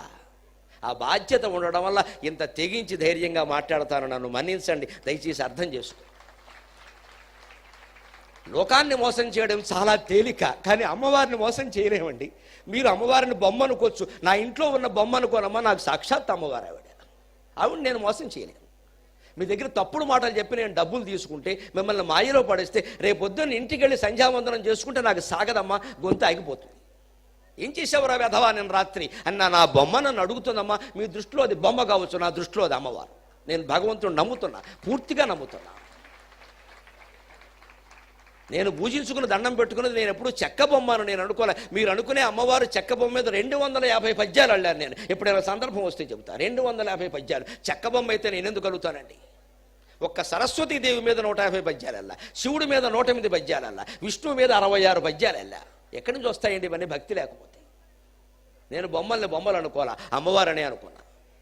ఒక్క తప్పు జరిగింది నా జీవితంలో అంటే ఇంటికి వెళ్ళి కుళ్ళిపోవడమే, ఏడవడమే, బొమ్మ మీద తలపెట్టి ఏడవడమే. అలా ఏడవగలిగితే జీవితంలో బాగుంటాం. అందుకని భావోద్వేగం, భావావేశం నా ప్రసంగంలో ఉంటుంది. ఊరికే తద్దినం పెట్టినట్టు ఉపన్యాసాలు చెప్పడం నాకు చేత కాదు. నేను కవిని, నేను కేవలం పౌరాణికుడు కాదు, నేను కవిని. కవికి భావావేశం ఉంటుంది, లేకపోతే కవిత్వమే రాదు. ఒక సున్నితమైన హృదయం, దేశం బాగుపడాలి. అందుకని హనుమంతుడు చెబుతున్నాడు, గమనించండి. నతు ధర్మోపసంహారం అధర్మ ఫల సంహితం. ఎప్పుడూ ధర్మం అధర్మాన్ని తగ్గిస్తుందని, పుణ్యాలు చేస్తే పాపాలు అందులోంచి మైనస్ చేస్తారని ఈ రకమైన అకౌంట్లు ఉండవు. తదేవ ఫలమన్వేతి. చేసిన పాపం కానీ పుణ్యం కానీ దేని ఫలం దానికి సరిగ్గా ప్రత్యేకంగా వేరువేరుగా అనుభవించి తీరాల్సిందే. రామాయణం చెప్పిన మాట. వాల్మీకి కంటే గొప్పవాళ్ళమా మనం ఎవరైనా? హనుమంతుడి కంటే గొప్పవాళ్ళమా? అంతేకాదు, ధర్మశ్చ నా ధర్మనాశనక. నువ్వు చేసిన ధర్మం అధర్మాన్ని నశింప చేయదు, నీ అధర్మం ధర్మాన్ని కూడా నశింప చేయదు. దేని ఫలం అని ఏమంటున్నాడంటే, ఇంతవరకు నువ్వు చేసిన తపస్సులు, స్తోత్రాలు, పుణ్యాలు కారణంగా నువ్వు ఇంతమందిని ఎత్తుకొచ్చినా నిన్నెవడేం చేయలేకపోయాడయ్యా. ఎందుకంటే సీతాదేవి నెంబర్ 27 రామాయణం ప్రకారం. వాడు ఎప్పటికి 26 మందిని ఎత్తుకొచ్చాడు. ఇంకా ఆశ్చర్యం చాలామందికి తెలియదు, ఆ ఎత్తుకొచ్చిన వాళ్ళలో హనుమంతుడు తల్లి కూడా ఉంది. అంజనాదేవి కాదమ్మా, హనుమంతుడి తల్లి అంజనాదేవి. ఆవిడ పూర్వజన్మలో పుంజిక స్థల అని ఒక అప్సరస. ఆ పుంజిక స్థలను ఎత్తుకొచ్చాడు, ఆవిడని బలాత్కారం చేశాడు. అప్పుడు ఆవిడ శపించింది, నా తర్వాత మరి ఏ స్త్రీని నువ్వు బలాత్కారం చేసే ప్రయత్నం చేసినా తల పగిలి సస్తావు అని శపించింది. అందుకు సీతాదేవిని వదిలిపెట్టాడమ్మా. వాడేమీ ప్రేమతో ఏం కాదు, అందుకని వదిలిపెట్టాడు. ఆ పుంజికస్థల ఎవరండి? సాక్షాత్తు పూర్వజన్మలో హనుమంతుడు తల్లి. ఆవిడే అంజనాదేవిగా పుట్టింది. అంజనాదేవి కుమారుడే హనుమంతుడు. అంటే రావణాసురుడు పాపం పండి ఆ పుంజికస్థల కక్ష పెంచుకుని అంజనాదేవిగా పుట్టింది. కాబట్టి ఆ అంజన గర్భం పండి రావణాసురుని ధ్వంసం చేయడం కోసం హనుమంతుడు వచ్చాడు. చతుర్వేదాలని కంఠానికి ముడేసుకున్న రావణాసురుడికి వాడి పాపాలు వాడి పోకుండా వాడన్నీ అనుభవించాడా? మనం ఇక్కడేమో తమలపాకెట్టి గోరింటాకెట్టి పాపాలు పోగొట్టుకుందామని చూస్తున్నామా? ఈ జనాకర్షక పథకాలు ఆధ్యాత్మిక రంగంలో ఉండవు. చేసిన పాపం అనుభవించి తీరాల్సిందే ఖచ్చితంగా. అపరిచితుడు సినిమా చూడండి ఒకసారి, ఎన్ని పాపాలు ఎలా అనుభవించాలో తెలుస్తుంది. అలాగే అనుభవించి తీరాల్సిందే. గరుడ పురాణం ఆధారంగానే అపరిచితుడు సినిమా తీశాం. అందులో ఒక్క అక్షరం అబద్ధం లేదు. ఆ సినిమా పక్కా నిజం. అన్నీ అలాగే జరుగుతాయి. అదే సుందరకాండ చెబుతుంది. ఇక్కడ పుణ్యంలోంచి పాపం తీసేయడం కుదరదు. పాపం పాపమే, పుణ్యం పుణ్యమే. ఈ ఫలం వచ్చే జన్మలో నీకు వస్తుంది అంతే, అంతేగాని ఇక్కడ రాదు. ఇక్కడ ఇది కేవలం నీ మనస్సును మార్పించే ఒక సంస్కారం. ఎందుకు పాపాలన్నీ అనుభవిస్తామంటే ఒక్క మాట గంభీరంగా ఆలోచించండి. పాపాలు లెక్క పెట్టేవాడు ఎవరండి? చిత్రగుప్తుడు. వాడి పేరు చిత్రగుప్తుడు కాదమ్మా, చిత్తగుప్తుడు. అక్షరాలు తేడా మన కోసం మార్చారు, మనకి రహస్యాలు తెలియదు. నాకు చెప్పేయడమే అలవాటు, ప్రజలు బాగుపడితే నాకు ఆనందం. చిత్రగుప్తుడు కాదమ్మా, చిత్తగుప్తుడు. రావత్తు కాదు, అక్కడ ఉన్నది తావత్తు. చిత్తగుప్తుడు అంటే అర్థం చిత్తంలో గుప్తంగా ఉంటాయి మనం చేసిన పుణ్యాలు పాపాలు అన్నీ మనకే తెలుసు. పైన ఎవడు కూర్చుని సినిమాలో బ్రహ్మానందం కూర్చుని లెక్కలు రాయడు. ఇది అజ్ఞానం. అది ఊరికే మనకి తెలవడానికి చెప్పిన కథ. దాని విషయం అంటే చిత్రగుప్తుడు. అందుకే చిత్రగుప్తుడు భటులు ఎవరట? పాపపుణ్యాల లెక్కలు ఎవరు చెబుతారో తెలుసా? ఉచ్ఛ్వాస నిశ్వాస. ఎంత ఆశ్చర్యం అండి ఈ శాస్త్రం. ఉచ్ఛ్వాస పైకి పీల్చే గాలి, నిశ్వాస వదిలిపెట్టే గాలి. అంటే ఉచ్ఛ్వాసకు తెలియకుండా నిశ్వాసకు తెలియకుండా మిత్రమా ఇన్ని వేల మంది ఆలోచిద్దాం, ఏ పనైనా చేయగలమా మనం? ఖచ్చితంగా everything is recorded, every bit is recorded, every minute is recorded in your own body, in your own mind, in your own soul. నువ్వు తప్పించుకోలేవు దాని నుంచి ఖచ్చితంగా. ఈ ఉచ్ఛ్వాస నిశ్వాసాలు చిత్తంలో గుప్తంగా ఉంటాయి. అవే మరో జన్మను కలిగిస్తాయి, అవే మరో జీవితాన్ని కలిగిస్తాయి. పుణ్యమైనా పాపమైనా ఏదైనా ఖచ్చితంగా అంతే. చిత్త అవడానికి మీకు ఇంకో ఉదాహరణ చెబుతా. నక్షత్రాల్లో చిత్తా నక్షత్రం అంటారు, పొరపాటు. అది చిత్ర నక్షత్రం, రావత్తు. అక్కడ రావత్తుకు బదులు తావత్తు పలుకుతున్నాం, ఇక్కడ తావత్తుకు బదులు రావత్తు పలుకుతున్నాం. మనం చేసే పొరపాట్ల కారణంగా మనకి విషయాలు అర్థం కావట్లేదు. నాకు తెలుసును కాబట్టి చెప్పాను. అందువల్ల ఎప్పుడూ పాపం చేసి తప్పించుకుందామని చూడొద్దు. పాపం చెయ్యకుండా ఉండే ప్రయత్నమే చేయాలి ఖచ్చితంగా. పశ్చాత్తాపం పాపాన్ని కొంత పోగొడుతుంది. పశ్చాత్తాపం అంటే మనస్సులో పడే బెంగ, బాధ. మనం ఎవరికి అపకారం చేసామో వెళ్ళి వాళ్ళ కాళ్ళు పట్టుకుని, నాయనా నా వల్ల నీకు అపకారం జరిగింది, నీ జీవితం పాడైంది, నన్ను క్షమించు అంటే ఆ వ్యక్తి మనల్ని క్షమిస్తే అది పోతుందండి. అది శాస్త్రం చెప్పిందండి. అది పశ్చాత్తాపం. ఆ వ్యక్తి క్షమించాలి. అంతేగాని ఆ వ్యక్తి దగ్గరికి వెళ్లకుండా ముక్కోటి దేవతల దగ్గరికి వెళ్ళినా కుదిరే పని లేదు అక్కడ. ఆ వ్యక్తి దగ్గరికి వెళ్ళడానికి మనకు అహంకారం అడ్డొచ్చి వేరే దేవుళ్ళ ద్వారా వేరే పుణ్యాల ద్వారా సాధించాలని చూస్తాం. ఇది జరిగే పని కాదు. అందుకని రావణాసురుని హెచ్చరిక చేశాడు. రావణాసుర సైన్యంలో సగం మందిని లేపేశాడు మొహమాటం లేకుండా. అప్పటి నుంచి తిరిగి వచ్చాడు ఖచ్చితంగా. అలా వెళ్ళిపోవడం ఇష్టం లేక తోక అంటించారు. అంతగా తోక దగ్ధమైపోతుంటే making disadvantage as an advantage. ప్రతి అసౌకర్యాన్ని సౌకర్యంగా మార్చుకోవడం. రావణ, నువ్వు అంటించిన తోకతో ఏం చేస్తానో చూసుకో. ఆయన లేచి ఆ తోక వెలుగులో లంక అంతా చూశాడు. ఒక్క విభీషణుడు గృహం తప్ప మిగిలినవన్నీ అంటించి పారేశాడు. అది లంకా దహనం ఖచ్చితంగా. ఆ తోక అంత అంటిస్తూ ఉంటే, అంటుకుపోతూ ఉంటే చూడండి, ఉన్నట్టుండి ఆ తోక అగ్ని ముందు మండిందిట, తర్వాత చల్లగా మారిందిట. హనుమంతుడు ఆశ్చర్యపోయాడు. అదేమిటి, అంటుకుంటోంది అయినా భరిస్తున్నాడు పాపం ఓపిగ్గా, లంక అంటిస్తున్నాడు. కాసేపటికి చల్లగా మారింది. ఇదేమిటి, ఒక్కసారి ఉన్నట్టుండి తోక ఫ్రిడ్జ్లో పెట్టినట్టుగా మారింది, ఇదేమిటి అని చూసి వెంటనే నమోస్తు రామాయ సలక్ష్మణాయ, అమ్మా నమస్కారం, అమ్మా నమస్కారం అని సీతాదేవి ఉన్న దిక్కు చూసి నమస్కరించాడమ్మా. సీతాదేవి అగ్నిదేవుణ్ణి ప్రార్థించి హనుమంతుడిగా ఆ మంటలు అంటకుండా చేసింది. అంతటి మహాసాధ్వి సీతాదేవి. తాను తలుచుకుంటే రావణాసురుడి చెర నుంచి 5 నిమిషాల్లో బయటికి రాగలదమ్మా. ఆవిడ పాతివ్రత్య శక్తి అటువంటిది. అగ్నిలోంచి బయటకు వచ్చిన ఆవిడ ఈ అడ్డగోరు మనిషి నుంచి బయటపడలేదా మన అజ్ఞానం కానీ. ఆవిడ ఎందుకు రాలేదు అంటే, ఎంత పెద్దవాళ్ళకైనా కష్టాలు వస్తాయి, వాళ్ళు కోరిన కోరికల కారణంగానే వస్తాయి. తిన్నగా కూర్చున్న దాన్ని కూర్చోక, నాకింత బంగారం ఉండగా, పట్టుచీరలు ఉండగా మా అయ్యలేడు ఒంటి మీద బంగారాన్ని కోర, అందువల్ల నాకు ఈ శిక్ష పడింది, ఇది నేను అనుభవించాలి, మానవులకు తెలియాలి. ఎంత పెద్దవాళ్ళకైనా కష్టాలు వస్తాయి కోరికల కారణంగా, అందుకని ఆ కోరికలు తగ్గించుకోవాలి మనం, అప్పుడు కష్టాలు రాకుండా ఉంటాయి అని మనకి సీతాదేవి చెప్పడం కోసం లంకలో శింశుపా వృక్షం కింద అశోకవనంలో 6 నెలలు నానా బాధ అనుభవించింది తప్ప, ఆవిడ తలుచుకుంటే ఒక్క శాపంతో ఈ సన్నాసిని లేపేయగలదు. అక్కడి నుంచి అనుమానం ఏం లేదు. అక్కడ కథ ఇలా ఎందుకు నడుస్తుంది అంటే, మనకి చెప్పాలి కాబట్టి, మనకు ఆదర్శంగా ఉండాలి కాబట్టి, మన కోసం ఆ తల్లి ఆ కష్టాలన్నీ భరించింది. ఆవిడ శక్తి ఎంతటిది అంటే, సీతోభవ హనుమతక సీతోభవ హనుమతక సీతోభవ హనుమతక అని అగ్నిదేవుని ప్రార్థిస్తే అగ్ని వణికిపోయి వెంటనే హనుమంతుడు ఒళ్ళు ఆ తోక కంటిన అగ్ని చల్లబడేలా చేశాడు. హనుమంతుడు నమస్కరించి, అమ్మా మా పిచ్చి మేం మిమ్మల్ని కాపాడడం ఏమిటమ్మా, ఆ అవకాశం మాకు ఇచ్చారా అంతే చాలు అన్నారు.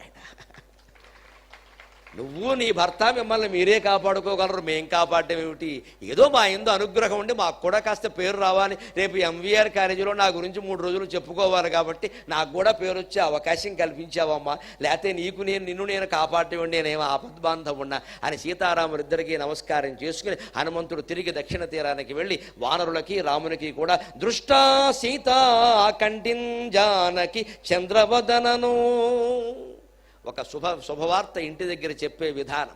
దృష్టా సీతేతి విక్రాంతగా శతాబ్జాం పూజిత పూజ్యక కపిభిశ్చ ప్రసాదిత దృష్టా సీతేతి విక్రాంతక సంక్షేపేణ న్యవేదయతు.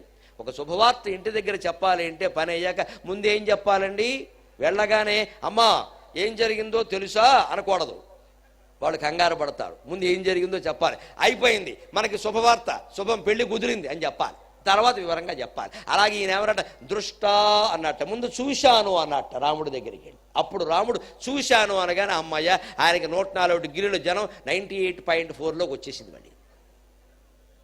అప్పుడు ఎవరిని అనగానే సీతను చూశాను అన్నట్ట. ఇక మిగిలిన కథ అంతా వివరంగా చెప్పొచ్చు, అభ్యంతరం. ఇది సుందరకాండ, ఇది రామాయణం. సర్వకార్య సాధన అని ఎందుకు చెప్పుకున్నాం, 3వ రోజు విశేషంగా కాస్త ఎక్కువ సమయం తీసుకుని కథనంతా ఎందుకు చెప్పామంటే, ఇన్ని వేల మంది యువతరం మీద నాకు ఒక్క ఆశ, ఈ దేశం మీ వల్ల బాగుపడుతుంది. ఆ ఆశని మీ జీవితంలో మీరు నీతిగా నిజాయితీగా శీలంతో శక్తితో ఉండడం ద్వారా నిరూపణ చేయగలరమ్మా. నచ్చిన జాలు మీకు వదనంబులు విచ్చిన జాలు, నచ్చిన జాలు మీకు వదనంబులు విచ్చిన జాలు, శారదా సచ్చరితంబు పాడుటకు జన్మములెత్తెదా వేనవేలు. నచ్చిన జాలు మీకు వదనంబులు విచ్చిన జాలు, శారదా సచ్చరితంబు పాడుటకు జన్మములెత్తెద వేనవేలు. ఏమిచ్చిన ఈయకున్న మనసిచ్చిన జాలును, ఏమిచ్చిన ఈయకున్న మనసిచ్చిన జాలును. భారతీ సత్కృపన్ భారతీ కృపన్ పచ్చగనుండు, భారతీ కృపన్ పచ్చగనుండు. ఇంక సెలవా ఇలువాకిలి చూచుకోవలెన్. సెలవు.